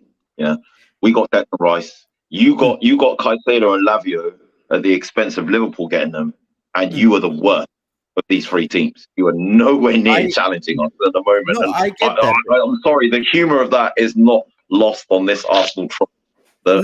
I definitely get that. I just find that hilarious that Liverpool actually adapted and evolved to not getting their transfer targets better than Chelsea did, getting the targets at their expense, which I find 100%. Comical. You know what I mean? I 100% would have been much better off going Liverpool. Klopp was the manager that he should have been working with. I think too many players, they look at it from the perspective of, financial gain. And I think what you need to be looking at when you're someone like Caicedo or Rice's age is development. You know, like Yeah. Guardiola, Arteta, and Klopp are three of the best managers in the world. Not just, you know, like, and more so the other two than Arteta, by the way. But I think Arteta where's has Romeo built Lavia Romeo his whole Lavia is dead. rebuild. His whole rebuild has been shaped around developing young players. Ghana, listen to this. Wait, what did you say? Where's Romeo? What did you say? I said Romeo I'm Lavia saying- is dead. This guy, why are you so this guy? Go Why ahead, Ghana. why did you pay 65 million for him then? No, but see, my question wasn't about the money you were going to pay for Caicedo or anything. My question was around knowing that you did have that money that you had to pay for Caicedo and stuff like that. Why didn't you pay that money for Jude Bellingham when you knew that he would have come to Liverpool as well? That was what I was going to get at, because you knew that money was there. It was there. It was definitely there. I don't think we were going to get Bellingham. To be honest, a lot of that was sort of paper talk. With the, as soon as a bid goes in, then yeah, you're hyped. But I'm kind of started to believe that, you know, most of the stuff that's coming from obviously these people like Fabrizio Romano, David Ornstein, etc. It's just paper talk. As soon as it happens, then it happens. But yeah, Lavia has been injured basically the whole season. I know he has been injured, but it just kind of goes to show as well that most of your transfers. Look, I think some of the transfers that Chelsea have made this season have been good, but they've not been good. Like Caicedo, look, that has been a disaster. I'm pretty sure he will come good. Lavia can't really base him on the fact as well. Cole Palmer has been very, very good Lavia is as dead. well, but I question the fact you brought in Robert Sanchez, who, I've got to be honest, Robert Sanchez was third choice at Brighton. I think some of the deals that Chelsea have made were very, very questionable. Yeah, but the problem with Robert Sanchez was Robert Sanchez actually had a problem with De Zerbi, and De Zerbi didn't like Robert Sanchez for some reason, and they had a massive falling out, and that's why Robert Sanchez, they didn't like, De Zerbi didn't play Robert Sanchez. But then, again, but for then, me, like, if you delve deeper beyond the Sanchez thing, is he getting his place back from Petrovic? no, Because if I was a Chelsea fan, I like Petrovic. He better not be getting his place back. 100%, and I think it should be when you look on back merit. on that transfer, it's like, was it necessary when you already had a player there that has effectively taken Sanchez's place, and Sanchez ain't getting his place back? Let's be real. You know what I mean? I don't think so. Yeah. No, 100%. So that was 30 million that you didn't need to spend. No, you know what I mean? See, bro, like, we didn't Did have. you need two DMs? You know, when you got Lavia and Caicedo at the expense that you did. And now the whole talk that I'm hearing from Chelsea fans is, why haven't we got a striker? Why haven't we got to recognise? If we had Chelsea fans yesterday, their verdict on the Man City game, which I'm sure we're going to get to in a minute, is if we had a recognised striker that was more clinical, we would have beaten City. And I think there's an argument to say that might have been true. I look at that double save that Edison made. Bloody yeah. Sterling hit the ball straight at Edison. It was a good save. I'm not taking away Edison's reaction. There's a question for you, Ghana. After you said the Sanchez thing, there's a question for you here. That we'll get to that in a minute. But I just think you flex. I think Liverpool and Chelsea, they were trying to flex on each other. Liverpool turned around and said, all right, you're gonna steal or march on us on Lavia. And I think that's when they stepped up their interest on Caicedo. And I don't think that was in their best interest. And even though they came out with egg on their face, you know, they're top of the league at the moment. They're the only team in England in 4 competitions. So, but this is the thing, at the beginning of the season, Chelsea fans were like, ha ha ha, you know, we've pulled this wool over Liverpool's eyes. But right now, the joke's on you lot. At this moment, they love you, and the joke's on you. They love you, and the jokes. At this moment in time, I definitely do agree with everything that everybody says. Yes, we are in the pits. That I don't know. There is no way of sugarcoating it. And for me, like I am not a person who looks at it in a way that yes, just because we got all these players doesn't mean that we have to be competitive immediately. Yes, we have spent a lot of money. I do agree with everything that everybody says, but who's to say that in the next couple of seasons, when these players do get some experience going and everything that, and so on and so forth, there is all the more reason that they can also get better. But also there is another part of that where we can say that these players can get, dead as well at the same time. There is always two sides of the coin. I like to look at it in the positive side of the coin rather than the other side of the coin. But the part that I was wondering with regards to, this transfers, when we were talking about Lavia, is yes, in that case as well, when you really look at it, yes, Liverpool has come smelling of roses in this sort of situation. But isn't that a letdown on Klopp again? Because Klopp wanted these players as well. You know what I mean? Like that's where I feel like, if you actually gave this guy the players that he really wanted, he created 90 point plus teams with scrubs basically, right? What if they actually gave him what he wanted? Yes, there are situations where he didn't ask for Salah, he asked for a Goetze or something like that, and he got a Yeah, I Salah. heard. I And heard he so didn't want Salah. Is that Julian true? I heard Brandt. he didn't want Yeah. Salah. yeah, Mm. like these players. But in some situations he didn't even get the Salah or the Mane or any of these types of players. This is where I'm coming from. What if he actually got something like, okay, yes, he didn't get a Caicedo or a Lavia, but he got an Endo. But what if it wasn't an Endo? You hear that, Kimmich is unsettled at Bayern. What if you went and got a Kimmich for Klopp? Again, this is No, just that I hypothetical. agree with. Oh, yeah, You That know, before you that I answer, agree. let me try butcher this name before you answer us. Is it Krishna? Is it how you say it? Ramakrishna or Krishna? Okay, Ramakrishna. So Ramakrishna. Ramakrishna, thank you for becoming a member. At the end of the day, I'm going to at the end of the video, I'm going to highlight all the members. I didn't realize there's a lot of members. That shows. Am I a horrible YouTuber? I didn't realize that there's a lot of members. I just went to the member section. I was texting my friend, so there's a lot of you that have become members. So I'm just going to holler at you because I appreciate that. Thank you very much for the support. But Rama Krishna, I hope I've said it right. Appreciate it. Is that a snake around your throat? Let me know. What do you do? Do you work at the zoo or do you just take pictures with snakes? You see, these like members leave my channel because I start. I said, okay, go ahead, Ghana. Then before I lose another member. I was going to say that part, what you were saying, I agree with. I feel like, I think with Liverpool, I think I've experienced similar things at Arsenal where Wenger wasn't getting what he wanted too many times. And I think the difference with Wenger was his interests were more invested in Arsenal, having built Arsenal from the ground up, buying Nick Anelka for 500k, selling him for 23 million to Real Madrid, building the stadium and the training facilities off of the back of that, sort of really having more of a backstory to Arsenal than Klopp did. And I think he fell on way too much for the inequity of the Arsenal board. And I think, seeing the fallout from that, I think wouldn't have been lost on Klopp. And I think I do. I mean, I look at these things. My dad, he used to be an accountant. So, I look at the finance side of football as well.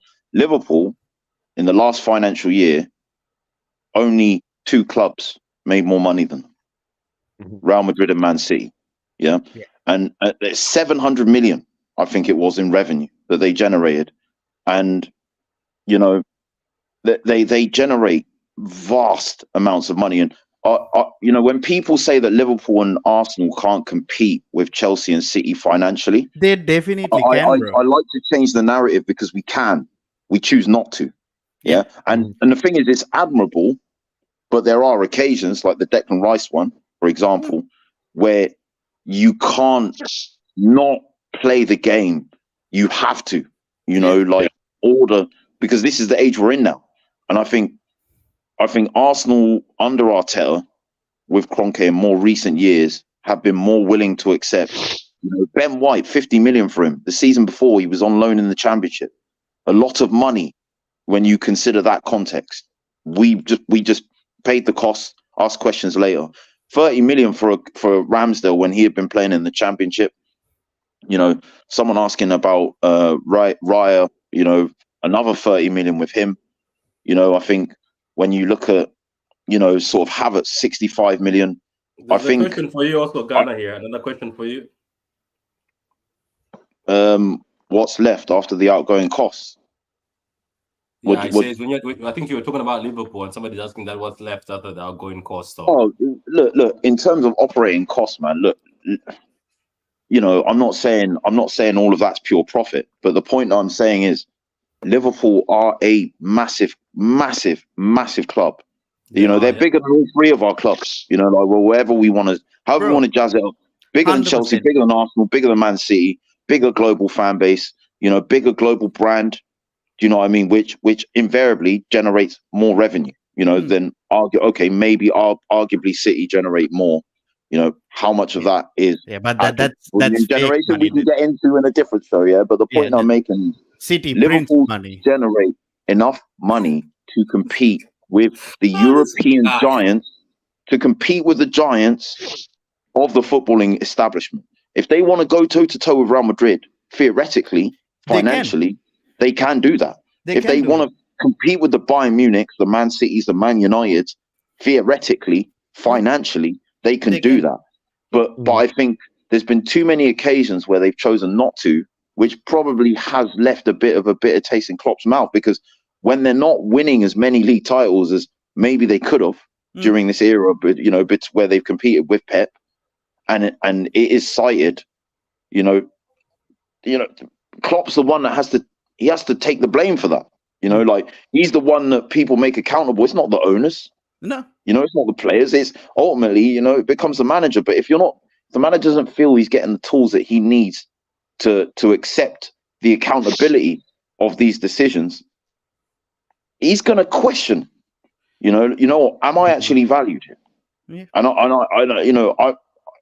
I have a huge respect and admiration for Liverpool, because they try and do things in the way that we try and do things. And I think it's the right way to do things, like in terms of the sustainability model that Arsenal and Liverpool have.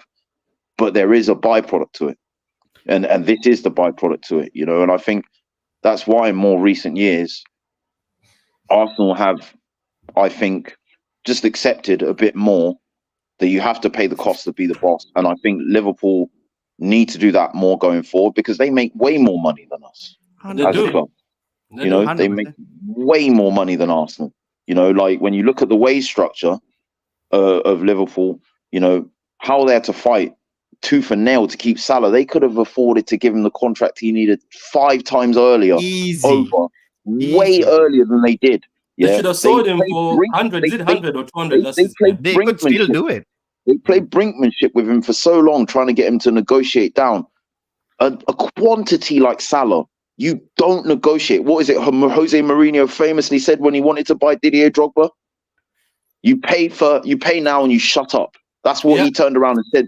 He famously went and said to Abramovich. Abramovich was like, I don't know, are you sure you want us to pay for basically, he didn't know who Didier was. Yeah. And he said, basically, you pay for him now and you shut up.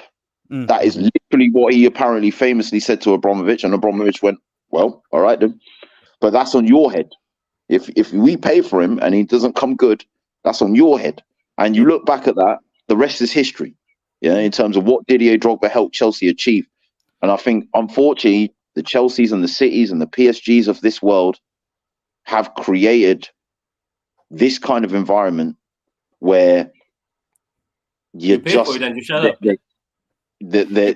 comes a point where, yes, sustainability is admirable, where it's great and everything. It's the right way to build squads, but there's just that last bits of quality now, and I'm going to be looking at Arsenal in the summer, when it's your Tonys, your 80 million, which probably is above his market value. If it's Arseanl, you're going to have to pay above his market value. But Arsenal are in that situation now where we need the finishing touches. Yeah, and we just need to pay the money for certain targets and shut up. People are going to try and overquote us because they're going to know where we are. That's the market we're in now. You know, we can't complain and moan about it. You know, we can't try and be too cute around, you know, trying to, you know, sort of always pay market value in certain situations and negotiate. You just have to put the money on the table. You're a big club. Liverpool are a massive club. You make loads of money. Big global brand, big fan base. They can't be selling managers short in like so consistently. I think 100%. moving forward. And that's the thing, right? Like, just before we move on to the City segment, like, just to tell you how big Liverpool is, I went with my wife to Phuket like 2 years ago, right? And we took this tour. And the tour is called James Bond Island, and it's like an old James Bond movie where they filmed it and so on and so forth. And they stopped at this place where it was just a colony of people who were living on water. So the whole village was on top of a river, right? And they had a football pitch, which was built, to float over water. And the school had a mural.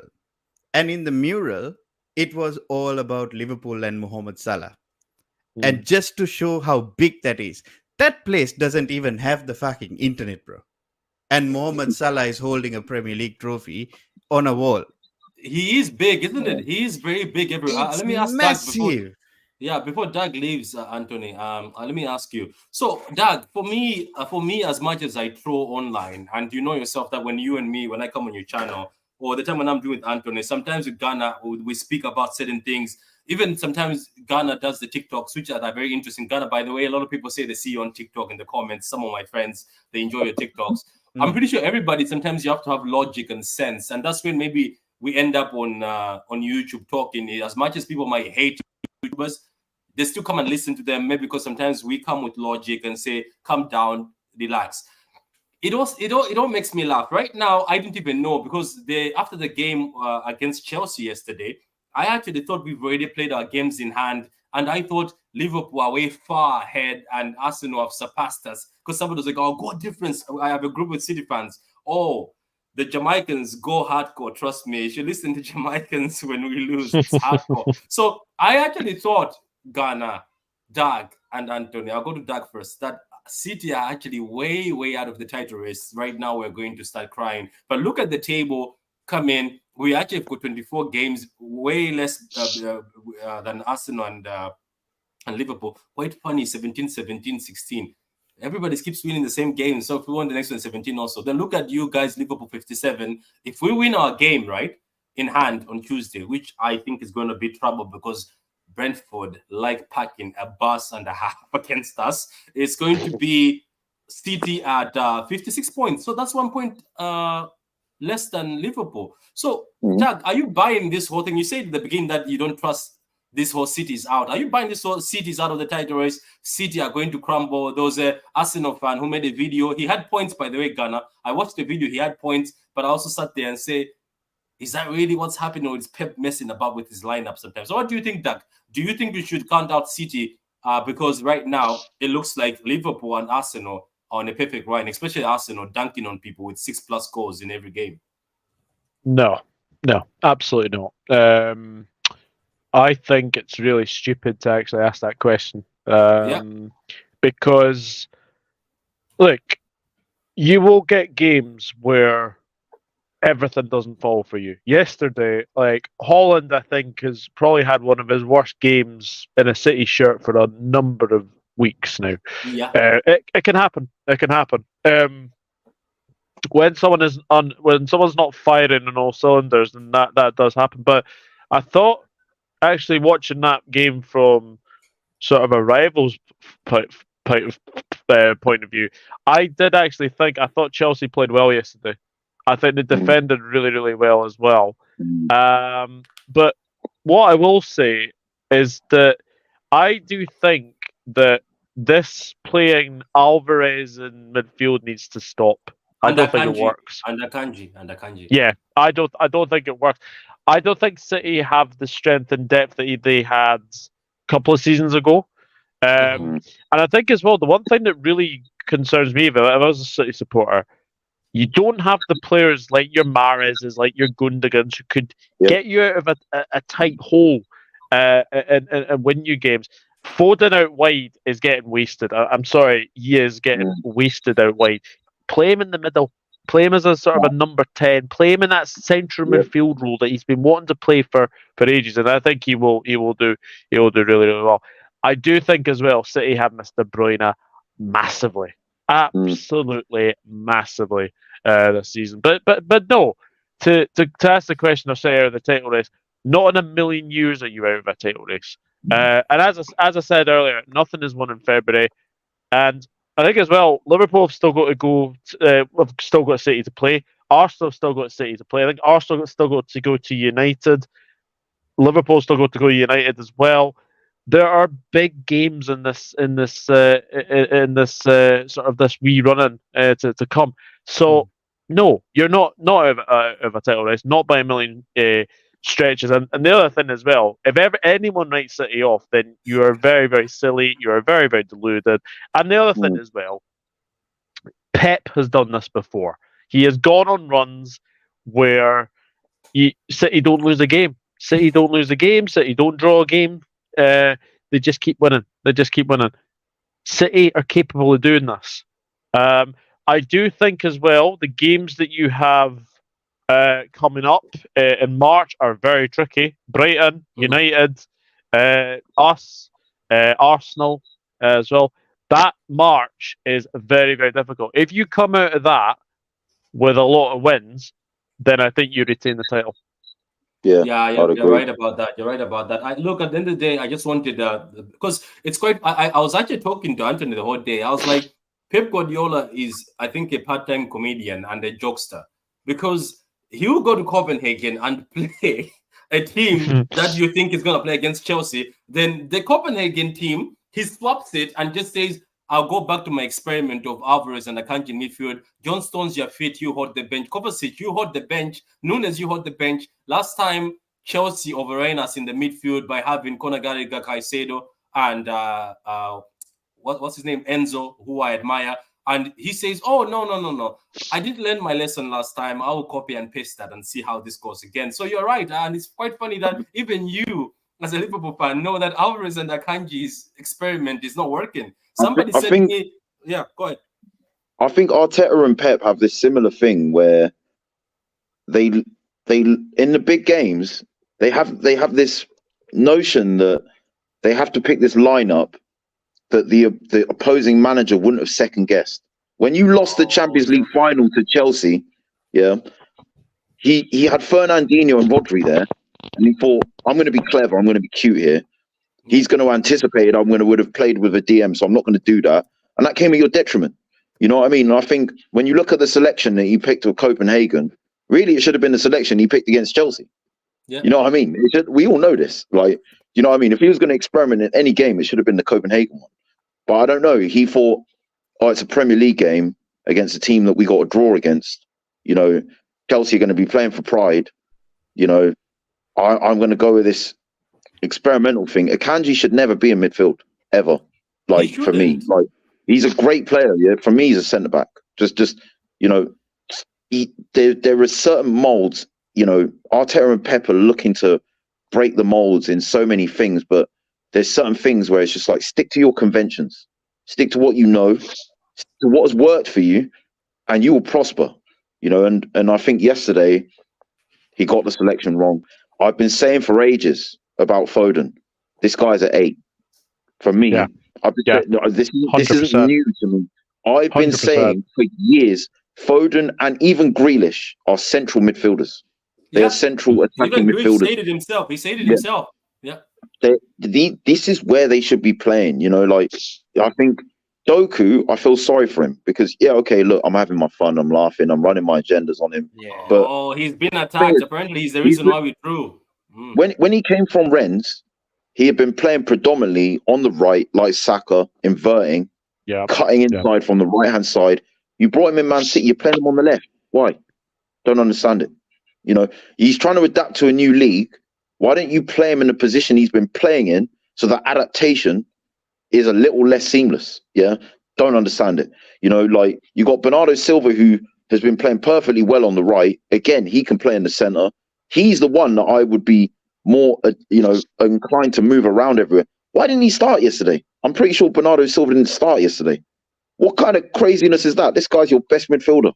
For He had me, an he's injury, didn't my favorite City player to watch. This guy, right? This guy should start in all your big games. If we come to the Etihad and you don't start this guy, I'm going to be rubbing my hands together, bro. Because this guy is unbelievable. He's unbelievably good. And you know what? A lot of your guys, that saw Doku do a few flicks and tricks when he came in, started comparing him to Saka, started saying he was better than Grealish. You guys need to stop viewing Grealish and the impact he has on your team through the lens of stats and goals and assists. It's embarrassing. Grealish is one of your most important and integral players in build-up. He might not be involved in the direct goal or assist, but if you look at most of your goals in your treble-winning campaign last season, somewhere in that build-up, somewhere in the build-up of that goal, he has got a stamp on 80 to 90% of your goals. Even if he didn't directly pass it, he might have just made a run off the ball, which occupied a defender and a centre-back or a midfielder, which made space for someone else. This guy is valuable. I'm telling you, this guy is disrespected criminally by your fan base. Grealish is so important to that team. And I'm telling you, Doku is not ready to take that mantle off Grealish on that left-hand side. He should be playing on the right. And players like Grealish, you need to give this guy more props, man, more flowers. Because like I said, he could score more. Yeah, he could get more assists. But I'm telling you something, City and your ability to retain the ball in the final third with Grealish in that team compared to him not being there, it's like chalk and cheese. And yesterday you saw that. Do you know what I mean? Like, and I think City aren't out this race. I agree totally. That. But what I will say is this: in your last 13 games, you have gone behind 8 times. 8 times. And in the previous run-ins where you switch it on last season, it happened from January, where you just went from January onwards, we're not messing around anymore. We're not going behind 8 times after January. We're not chasing games against Newcastle, against Luton after January. We're not doing that after January. We've got that all out of our system before Christmas. And I will say the one concern I would have as a City fan is we haven't got these things out of our system. We're going into this running now. We're going behind. Yeah, we're relying on brilliance to come back and get a point against Chelsea. You should be taking all 3 with the greatest respect to the 2 Chelsea fans that are here would agree. They probably went into that game thinking they were getting the belt and the buckle yesterday. And they are coming out with their chest held high that they got a point. Yeah. And Big Steve is like, look, some of these games you have to just take a point and move on. But that's 2 points dropped. Yeah. The unequivocally, I just thought Chelsea. I thought City would take it. To these guys. 4 to these Chelsea 4 guys this season.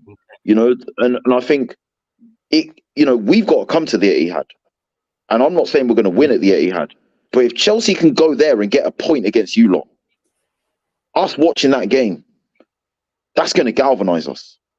That we can come to the Etihad and maybe get a point or 3, and that might be enough.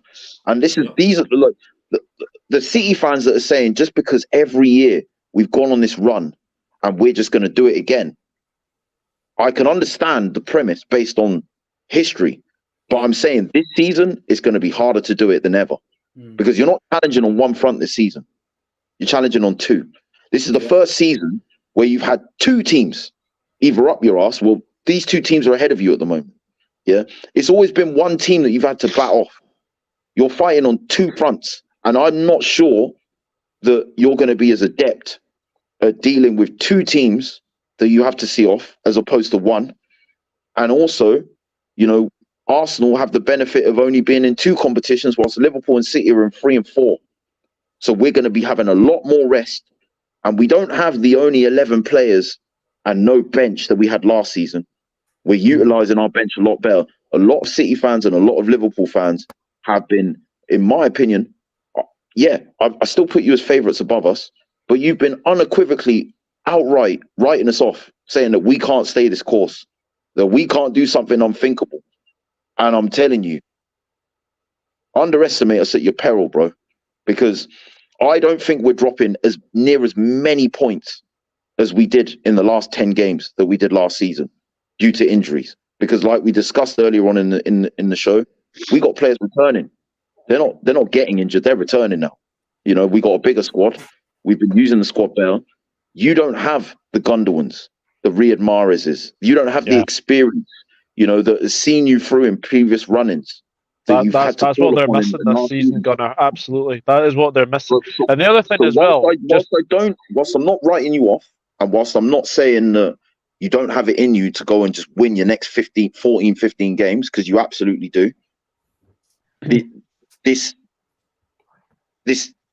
status quo that you have in your fan base, that you're just going to do that because you've done it before, I think is dangerous.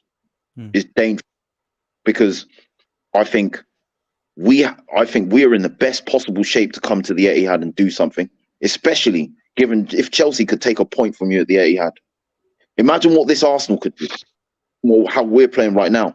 People are like, we're just going to beat Arsenal at the Etihad because that's what we've done every season. Liverpool was saying we're just going to come to the Emirates and beat Arsenal just because we've done that every season. You were saying you're just going to come to the Emirates and beat us just because you've done that every season. How did that pan out? You know what I'm saying? Yeah. So I'm just saying, all of the teams need to respect each other in this race. You know, the City Pool thing, I'm not saying you two as City and Liverpool fans, but a lot of my friends that are City and Liverpool fans are just like, we're waiting for Arsenal to fall off. And what if we don't? What if we don't? And we're starting to show that maybe we won't. Maybe we won't. These last 5 games. You're right. You're right. Okay, so I think Doug is about. Doug, do you want to say anything else before you go? Yeah, I was just gonna say. Obviously, I'm gonna have to go, but thank you very much for having me, and obviously big up to the panel as well. The one thing I think I'd be concerned about a City supporter as well. City and Liverpool have not got good records against the so-called top 6. I think City have only won 1 game. I think Liverpool have only won 1 game as well. We won against United, which is shameless, just against United. Yeah, yeah. I think our one was against Chelsea. So it just goes to show that City's struggles this season haven't really sort of been at sort of away from home. It's been sort of at home. And I keep saying this as well. Gundogan, Riyad Mahrez, I don't think you've replaced them, and I think that's been your struggle as well. I think as well, 2 clean sheets in 13 games is very concerning as well. As well, I don't think City have learned as well that you seem to concede a goal from a team's first shot on target. I've noticed this. Seems to be a pattern that seems to be driving at Manchester City is that anytime anyone has a shot on target, it seems to go in. Now, I'm not saying that's obviously Ederson's fault, but it must be a big concern that you seem to concede the first goal. And yes, you do come back in games, but I don't think you've got the squad strength and depth that you had the last season. So. The thing is, the time of that point, my question would be, how sustainable is it if you've gone behind in 8 of your last 13 games, and this March you've got coming up where you've got to play Liverpool, you've got to play Arsenal, could you afford to go a goal behind against these teams? Because Arsenal and Liverpool have the best defences in the league at the moment, in terms of clean sheets, in terms of goals conceded, in terms of XGA conceded to opponents. Are we the sort of teams that you could go a goal behind against? You know what I mean? The answer when you came to the Emirates was no. Granted, you didn't have Rodri and KDB then, so I understand it's going to be at home, and having those players is going to be a very different proposition. KDB has a special place for you guys. Special place for you guys. He loves Liverpool against Manchester City on the 10th of March is going to be very, very interesting. I think we've got a Europa League game, I think, in between that as well. But that's going to be a very, very interesting game. I agree with Gunnar. If you go behind early in that game, it will be very, very interesting what City are made of. Yeah, but so now I have the 2 Chelsea fans. I don't know if you are, Doug, are you dipping now, or you want to shout out Yeah, your I'm channel, going to please, dip. before Thank you you very dip? much for having me, and I'll speak to you soon. Okay, cool. So Take anyway, it easy, man. I have Prime and Anthony. Ghana, you can stick around if you want, so that we can also have No a problem. balance, not have these two bullies here against me. You know what I mean? So anyway, Liverpool, no, Chelsea versus Man City. I'll just say this: when I was doing my preview, I did tell my fellow panel members that these dead ballers always rise to the occasion against City. They always seem to find a way. But also, when we saw the lineup as City fans, we all said, this is not going to go well. But at the end of the day, look, let's give credit. I still don't rate Jackson. Anthony, since you've been trying to convince me this morning, I think I'm not Jackson trying to is. convince you. I like him. I'm just I, telling you what he does. That's all I I'm think saying. I think the guy. I think if Chelsea get back to the top, that's one of the guys you should say, my friend, go to Nottingham Forest. I think Jackson is not at Chelsea when he a peak. Is not a guy. I don't know. He reminds me of Timo Werner, but just African. That's what he reminds me. I hope some people don't say I'm racist, because some people say I'm racist. So Prime, yesterday, I'm pretty sure you were jumping to joy as Raheem the Dream, this traitor of a man, celebrated at the Etihad. He Raheem, I see didn't what you did there. celebrate. Don't I don't don't care. My agenda, I don't closed my lie. eyes. When he put his hands down, I closed my eyes. I just saw him running. So you guys drew 1-1 again. You've taken 4 points away from us, Prime, and now City could have been top, but you guys have taken those 4 points, so you're to blame. Yet, Prime, you said you wanted to give us this trophy. I'm tired of Chelsea fans coming on my channel and also going to me on Twitter saying we want you guys to win this trophy, we'll give it to you. Yet your ballers seem to always come and take points from us. There's something going on here. You're playing around with us. So, Prime, how did you see the game yesterday? And Prime, can you tell me, because I like your opinion, do you rate this Jackson guy? He says, how old does he say he is? He says 20. I don't think that brother is 20, by the way, also. I don't think Jackson is 20. I don't think so. 20-year-olds don't look like that in Africa. I'm sorry, we don't look like that when we were 20. But anyway, go on, Prime. How did you find the game? We're talking about jumping for joy. Not really, no, because we put in a great performance defensively anyway, and I think we should have done enough to get away with the win. But that's what happens when you play quality sides like Man City and you don't take your chances. Eventually, they'll find a way to get themselves back into the game. I'm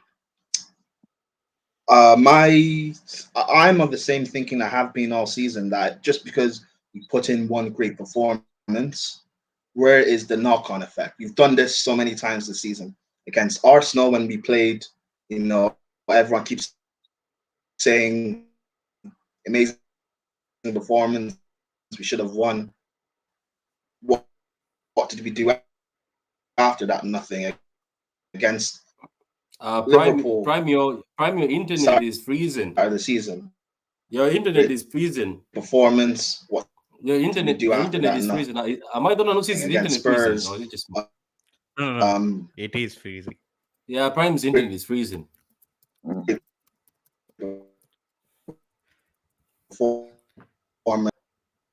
Okay, I think he's gonna come back. Until Prime comes back. Comes back, Mr. Anthony, do you want to tell us how incredible Chelsea were yesterday? Before we go ahead of anything, I just want to say something. Patrick, acknowledge me. Okay. You see, Ghana, do you see these guys? Do you see this Chelsea fans, Ghana? You see these guys? I'm not gonna trust you guys anymore. You guys are snakes. I waited That was class. I waited 1 week. I waited 1 week to say that. Right? See, Shameless. Again, I'm not saying that, it was a glorious draw. Let's have it right. It was a glorious draw. We had a very, very good defensive performance.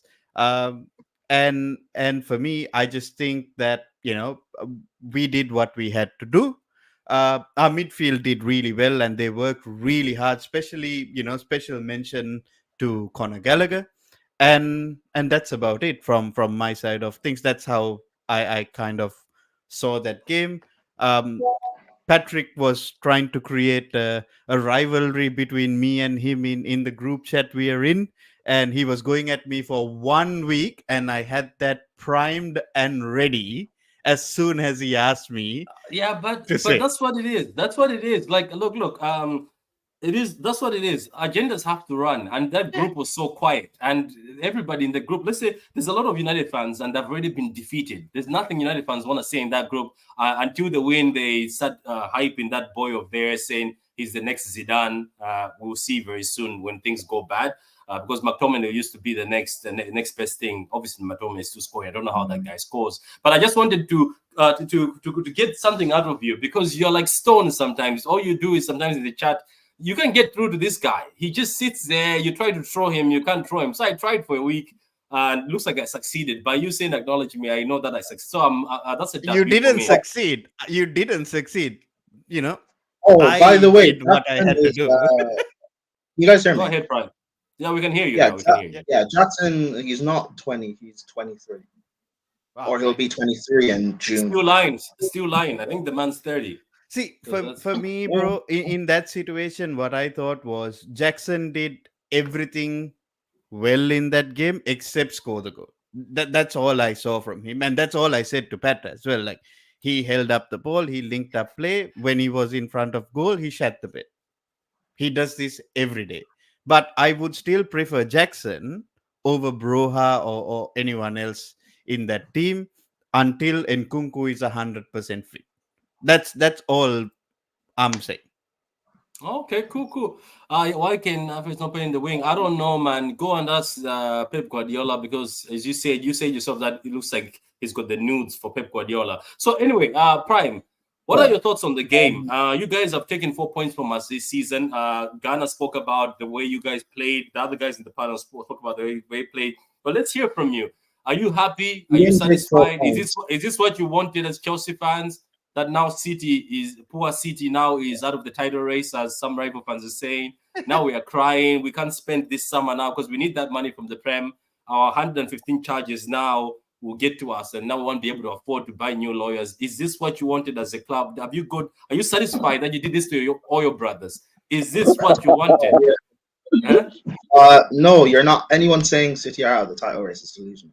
Just like people trying to force the narrative that Arsenal are out. That's like, it's delusion. What you're saying? We didn't take 4 points from you this season. It's only 2. Because we took 4 points. Was a draw. Last game was a draw, so it's only 2 points. It's 4 points. 6 points minus minus. No, but we took 2 points from them because they should have beaten us twice. Yeah. Well, yeah, you could look at it both ways, isn't it? Yeah. You took 2 points from them, but you stopped them. They also took 2 points, and you stopped them gaining an additional 4 by drawing. Yeah, I look at it as they should have beaten us, so we took 2. Yeah. They failed to take 6. Yeah. But yeah, the game, I think it was a really good defensive performance from us. A brilliant defensive performance.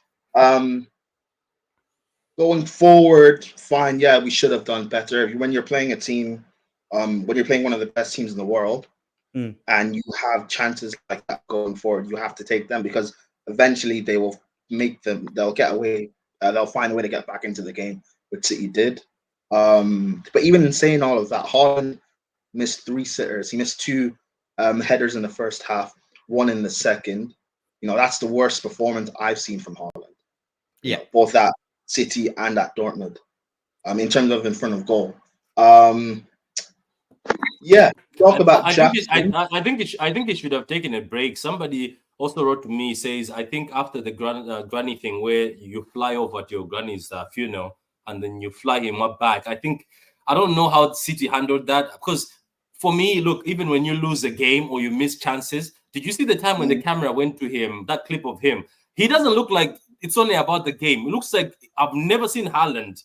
Even at Dortmund, when we slapped them, he was pissed off, but that was like more emotion. You know what I mean? Like he was He looked broken. crestfallen. Yeah, so I was He like, looked- why didn't City just say, look, we have Chelsea, I get it, but stay there, stay in Norway, relax, calm down, I like didn't know look after the.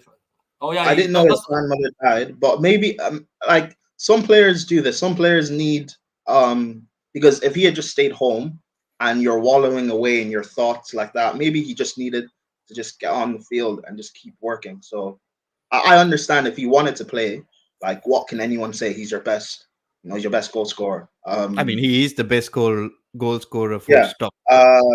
But yeah, I can't be too happy about this performance because we've done this so many times this season where,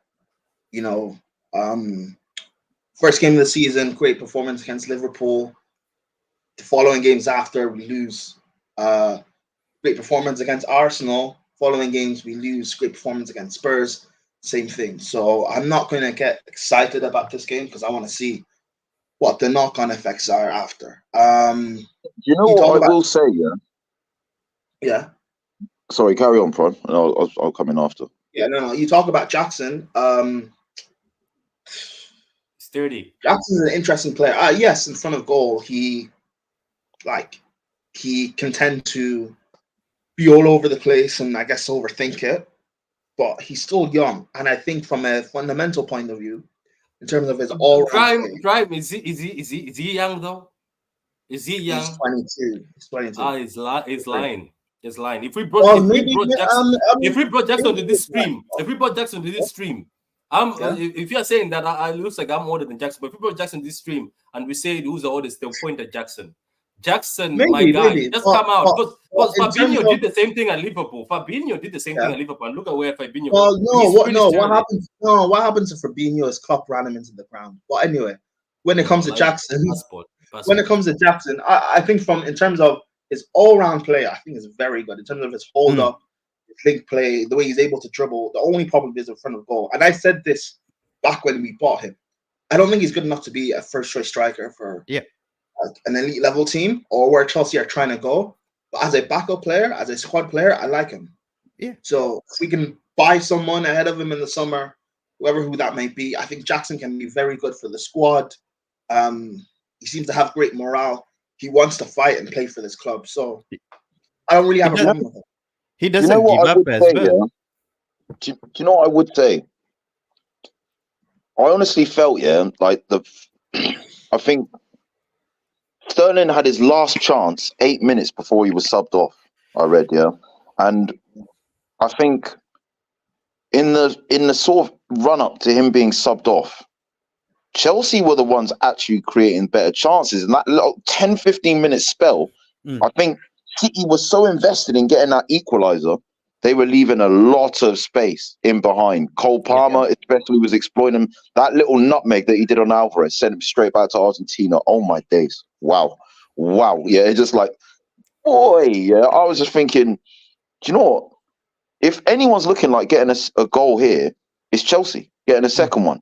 Yeah, and I think it climaxed with the double save that Edison made, which was unbelievable, by the way. Yeah, I think. Then we took off. I honestly think Potts shit the bed a bit. He made the subs a little too quickly for my liking. A 5-10 minutes too early. I think he tried to drop into that back five shape and preserve what he had a little too quickly. He got scared. That's true. The best defense against City is actually attack. Do you know what I mean? When they are looking, I can kind of understand it though, because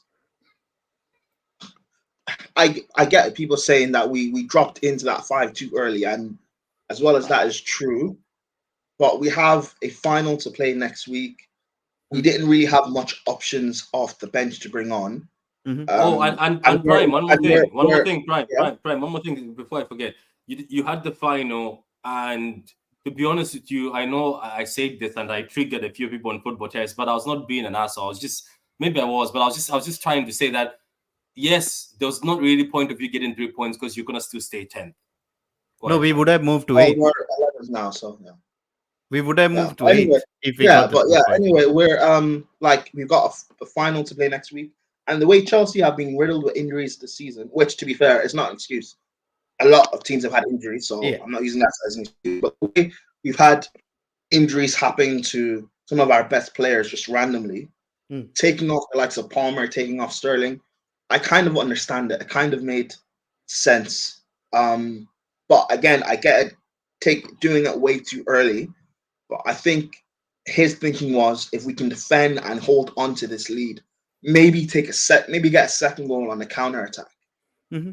I mean, to be fair, it almost worked because I know City equalized from that from Rodri, but after that goal, nothing else happened really. So See, it took a massive strike from it is what Rodri it as is. well. You don't have much options per se off the bench. Maybe you could have brought in Madueke, but I don't. It is what it is. For me, I just want to take this performance going forward. I'm not gonna look at this game too much if we don't do this against Liverpool and then do this against Leeds. I think we play them in the FA Cup after. Take this going forward now for me. See, my view of it was, I think the substitution with Palmer was necessary because players were getting little bit tired as well. But the other thing was, like, Palmer was getting a bit leggy with his tackles and so on and so forth, and he was on a yellow card. So at the end of the day, for me, the Chalobah substitution made sense because they were starting to cross in a lot of balls into the box as well. And one thing that we lack in our team is height. And Chalobah brings that, height, and it also that little bit of experience that is needed to do that defensive part pretty well. But at the end of the day, it took a monstrous strike from Rodri from almost at the edge of the box to get that goal regardless. He does that for us all the time, doesn't he? And he's You know what's underrated. He hilarious? does that all the time. Go ahead, yeah. I was doing a TikTok live watch along. Yeah, I was doing I was watching the first half, like the end of it, on my own, and then I just thought, you know what, they're actually down, so I'm going to fire up a little TikTok live. Yeah, I had a Tottenham fan come on. He was like co-hosting it with me, and he literally called it like about the 50th minute. He was like, Rodri is going to get the equaliser. Yeah, for this team. Like, he was like, between the 75th minute and the 85th minute, his name's Mason. And he was watching it on actual Sky. I've got like Now TV, so like there's a bit of a lag.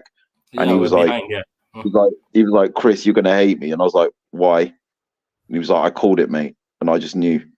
And then like 30 seconds later, the Rodri equaliser comes on my screen. The one of the rare days where I wanted these lot to just do their job. I felt so dirty, yeah. Because the beginning of the game, I never want any favours from Chelsea. I never want any favours from Man United. I never want any favours from Tottenham. I'll never come out and say that, yeah. But to put themselves ahead in that way, yeah, after we had just won, I was like, you know what? Yeah. It was close. It was close to happening. Can they hold on it? And you know what? No, but Rodri, it must feel weird, yeah. It must feel... If you guys remember in the first half, Rodri taking shots from range, so that was always going to happen.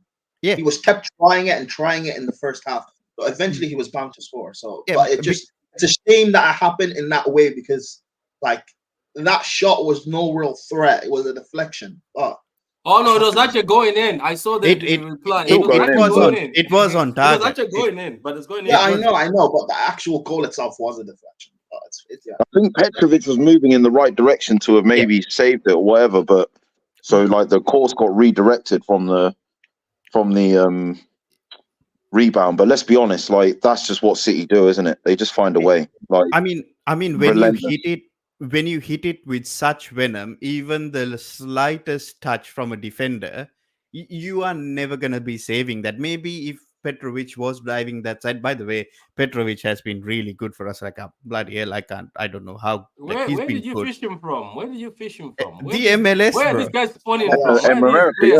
Yeah, he's from the MLS. But let's talk about Doku. A lot of hate has been getting to Doku, and I don't think it is Doku's fault. And I think it's an instruction from Pep where they have to play from that side. Prime, why are you laughing? Why do you laugh?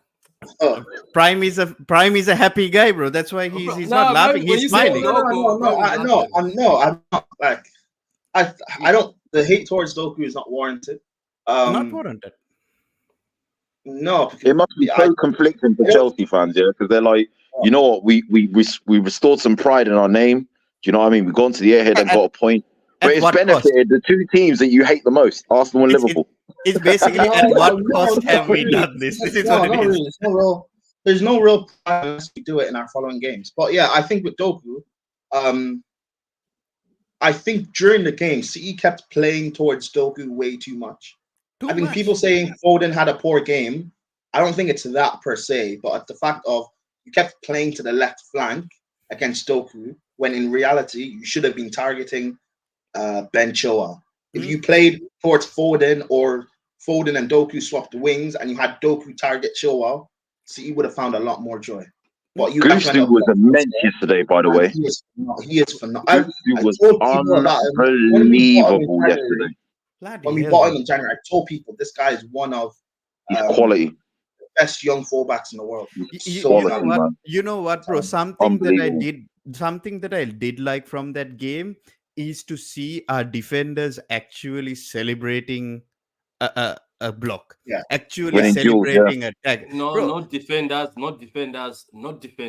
And before I forget, what's that guy's name with the D? That's the Disasi.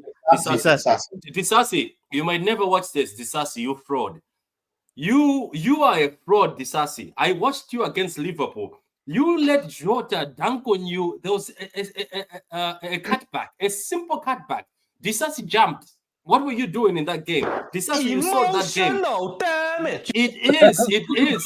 And you know what? Disasi, send me your bank account. I want to see your bank account. You had a bait slip against Liverpool because you know what, Ghana? Disasi stank. I even wrote in the group and said, "Who is this fella with the braids? This guy stinks against Liverpool." Yesterday, Prime Disasi decided to become Prime Ramos. This guy was everywhere and he was hitting his chest and jumping. I was like, why? Disasi, he made 8 clearances. Why? He made 8 clearances. 16 clearances. Yeah, 16 blocks or something. 16 blocks, 8 clearances. I have that defensive display yesterday was probably the best defensive display I've seen any Chelsea centre back display this season. Yeah. See, this is the thing. He has been celebrating his tackles and things like that, all season. And I like Disasi for that. Not to this level. Him and Cole look like a good partnership. Him and Cole look like a good partnership, man. See, there is good things and bad things in this, and that's what you get from a young team. You get these ups and you get downs, and when it's down, it's very down. But then coming back to Doku, you know what I thought it was? I thought the stream that I was watching was kind of lagging because it felt like Doku is like glitching in one place. Like, have you seen those glitches happen? Just moving in one position, just glitching. For a minute, I thought you were about to back up Doku.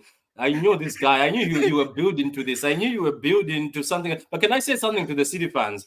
And some of City fans, the thing is, some City fans, you become very your flip-flops. I remember when I criticized Jack Grealish, I criticized him, and Ghana, I criticized him the first season because I was loud about Jack.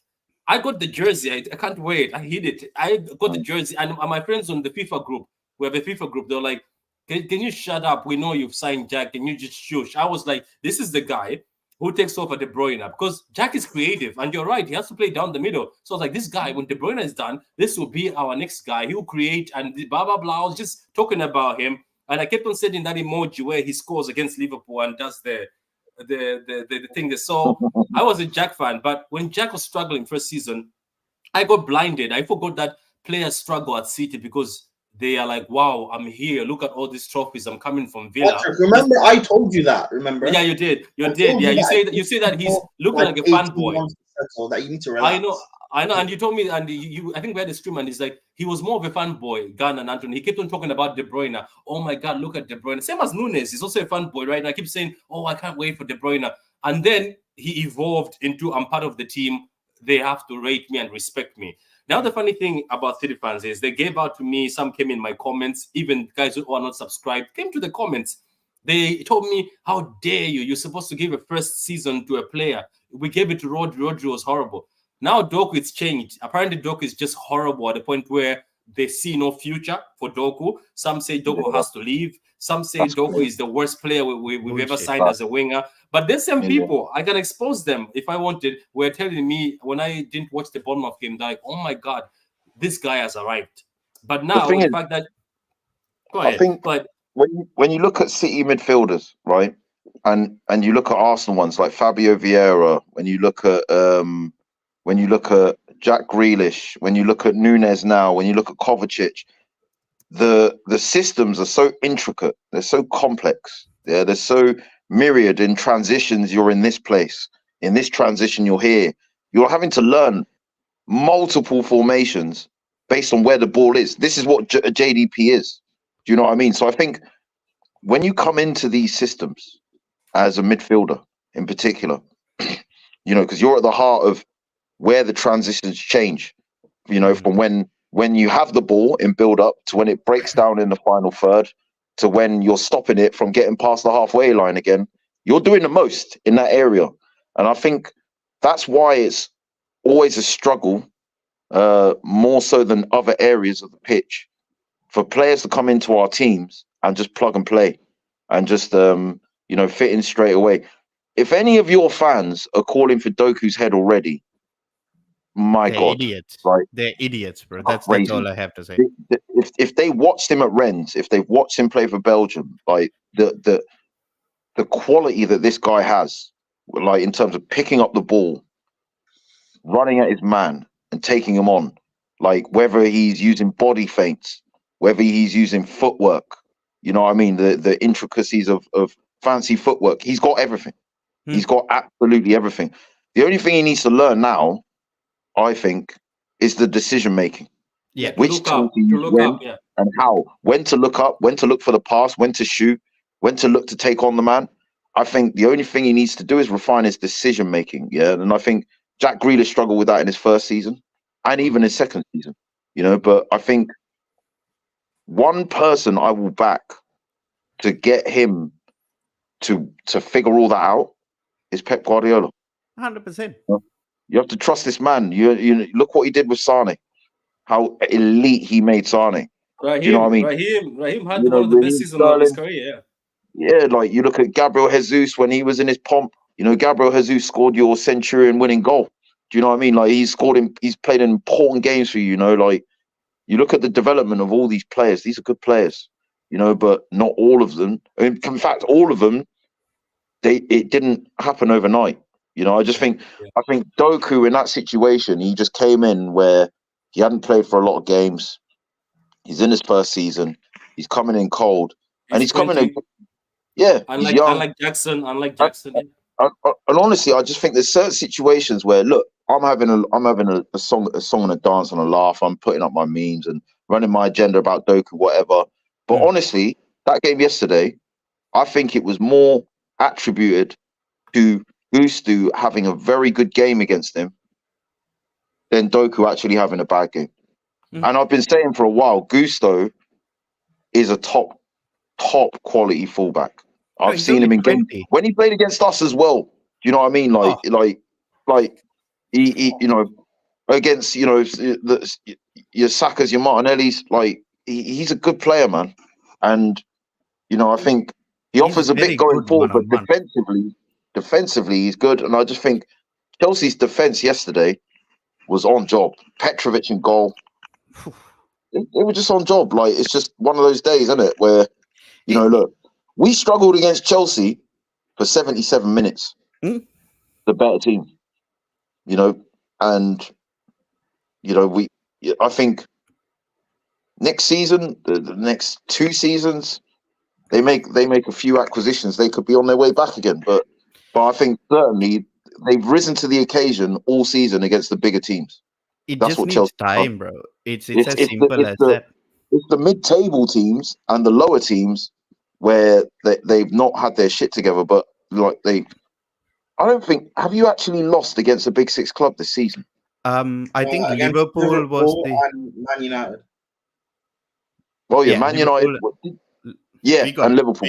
We got bossed that United game. Like United really outplayed us. This Other is than what shocks me, Anthony. You guys would do all this, as I told Chelsea fans to come down. Like I was on the football terrace, and yes, I went there I went there with the behavior to trigger, but I was also giving them a bit of like actual things. Some guy called Don, he triggered. He was I have ne- I he that's what he also motivated me to continue throwing because he got so triggered. You have no idea. Go watch that. He was so triggered. I've never seen a man triggered on camera. But it's the thing is, I was saying you do this right, and it looks good.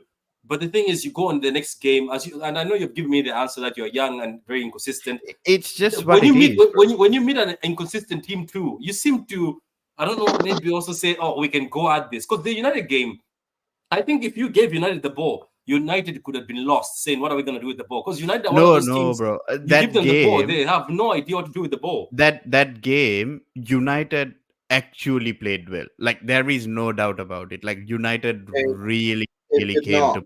play. They played well because we were just so poor. They Yeah, played well but because we were terrible. see, at the end of the day, bro, like they scored how many 4 goals against us or something like that?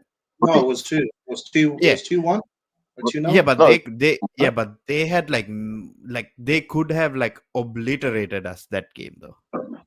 Yeah, because we were so poor. We No, but left. that's the We thing. left them a high line.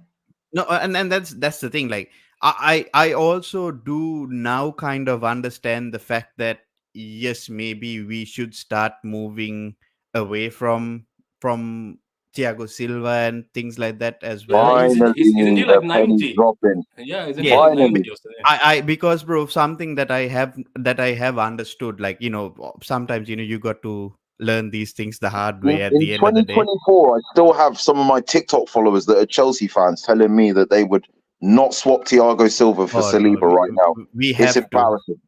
We have It's to now. embarrassing. The the, the biggest reason is, bro, but Gunnar King, like let- it- let's not. we can't. Overall, look, I'm not trying to we disrespect can't. Thiago Silva's we legacy. can't. Overall, That's he's a the better player. problem. I agree with what you're saying. I'm just saying, like, people are gonna troll on and stuff like that about that. So, like, that is Yeah. what it is. But with Silva, I don't know, it's interesting, and the conversation could be a bit long. But for me, my He's my ancient. thing He's is, ancient. He I can't agree. prime. I He's don't an old think man. it's He's an fair. old man. He's an old man. He has to go. He's got I to didn't go, say bro. he hasn't. He's going. No, He's I definitely agree. going by the end of the I- season. Let me land. I agree, but Right. I've been saying this for a few years now.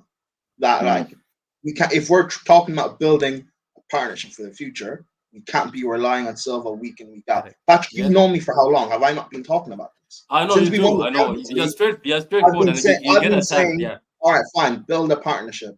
I thought it'd be Christensen and Rudiger. Silva still part of the team. 2 summers ago, when we spent all that money and we brought in Fofana and Koulibaly, Silva's still playing every game. Last summer, we bring in these center backs. Silva's still playing every game. I think it's like the injuries we've had to Fofana, Badiashile hasn't played really this season.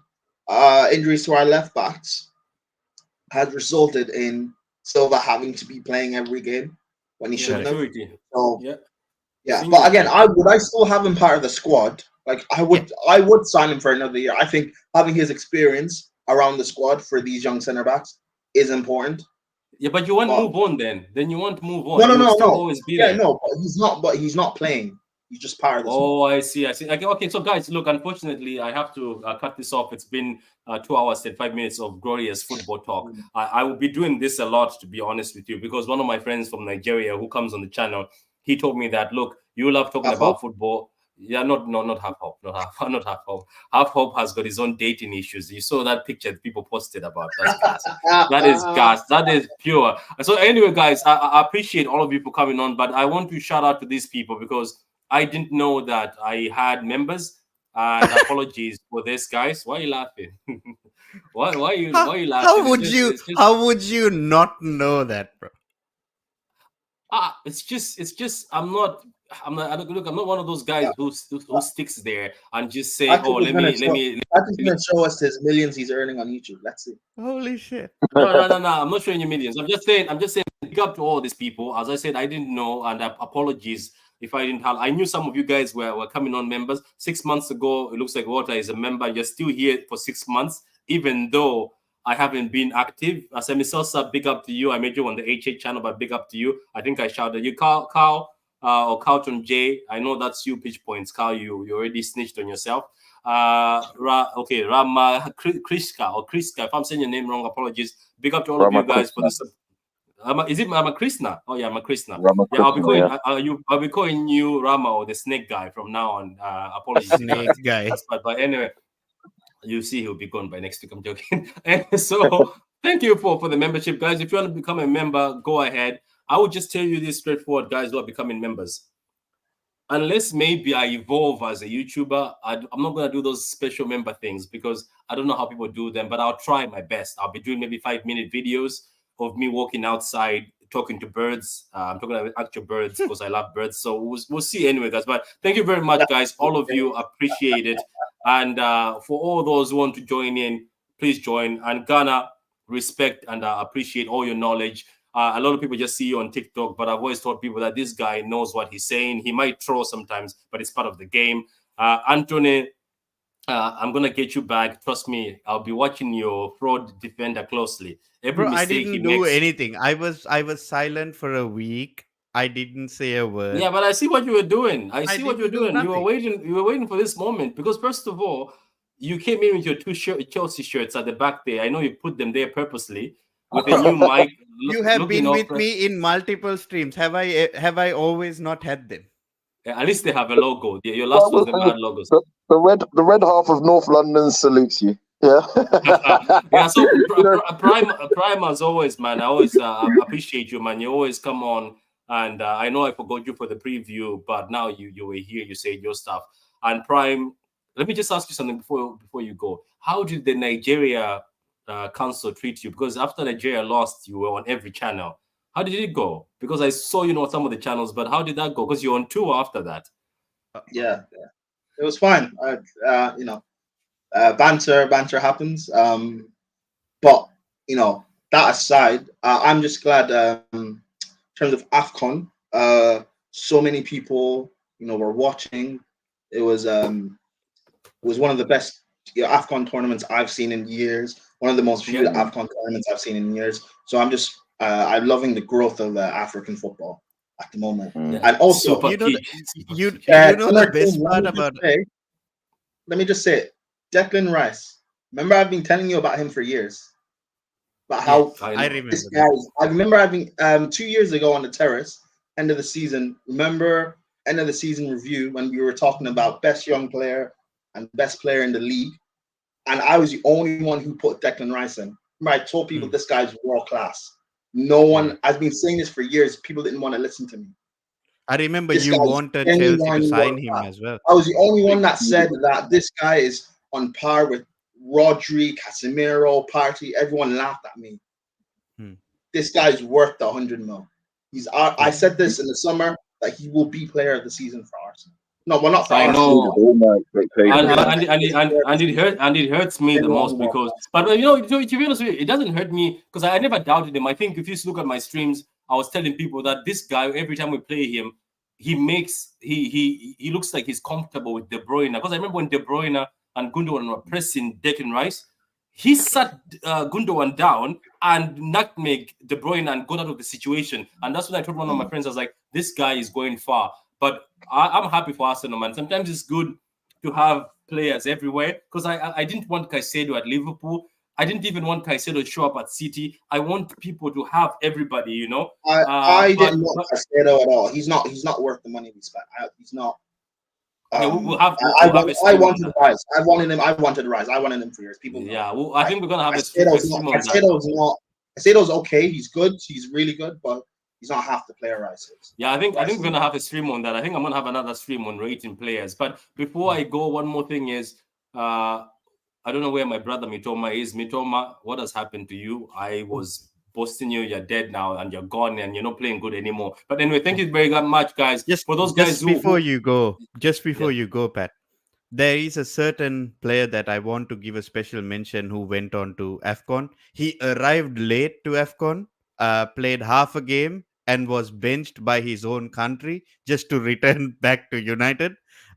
Special mention to Andre Onana, who who made a very memorable AFCON for himself. It was like a mini holiday for himself. That guy has main character syndrome. Don't listen to him. Onana has main character syndrome, and it doesn't work out. We need to be considering left wing. Doku needs to step up for 15 games. We'll see anyway. We'll see. Enough with the Doku. Guys, subscribe to the channel if you're new. Become a member. And send money so that I can go and get some beard oil. I want my beard to be as large as Ghana's. Ghana took off his beard. This is how much it hurts me with his genetics. He cut all his beard, I remember, and he still caught up to me and beat me. That's how bad it is. That's how bad this world is. This is how bad the world is. Anyway, thank you very much, guys. Appreciate it. Till next time.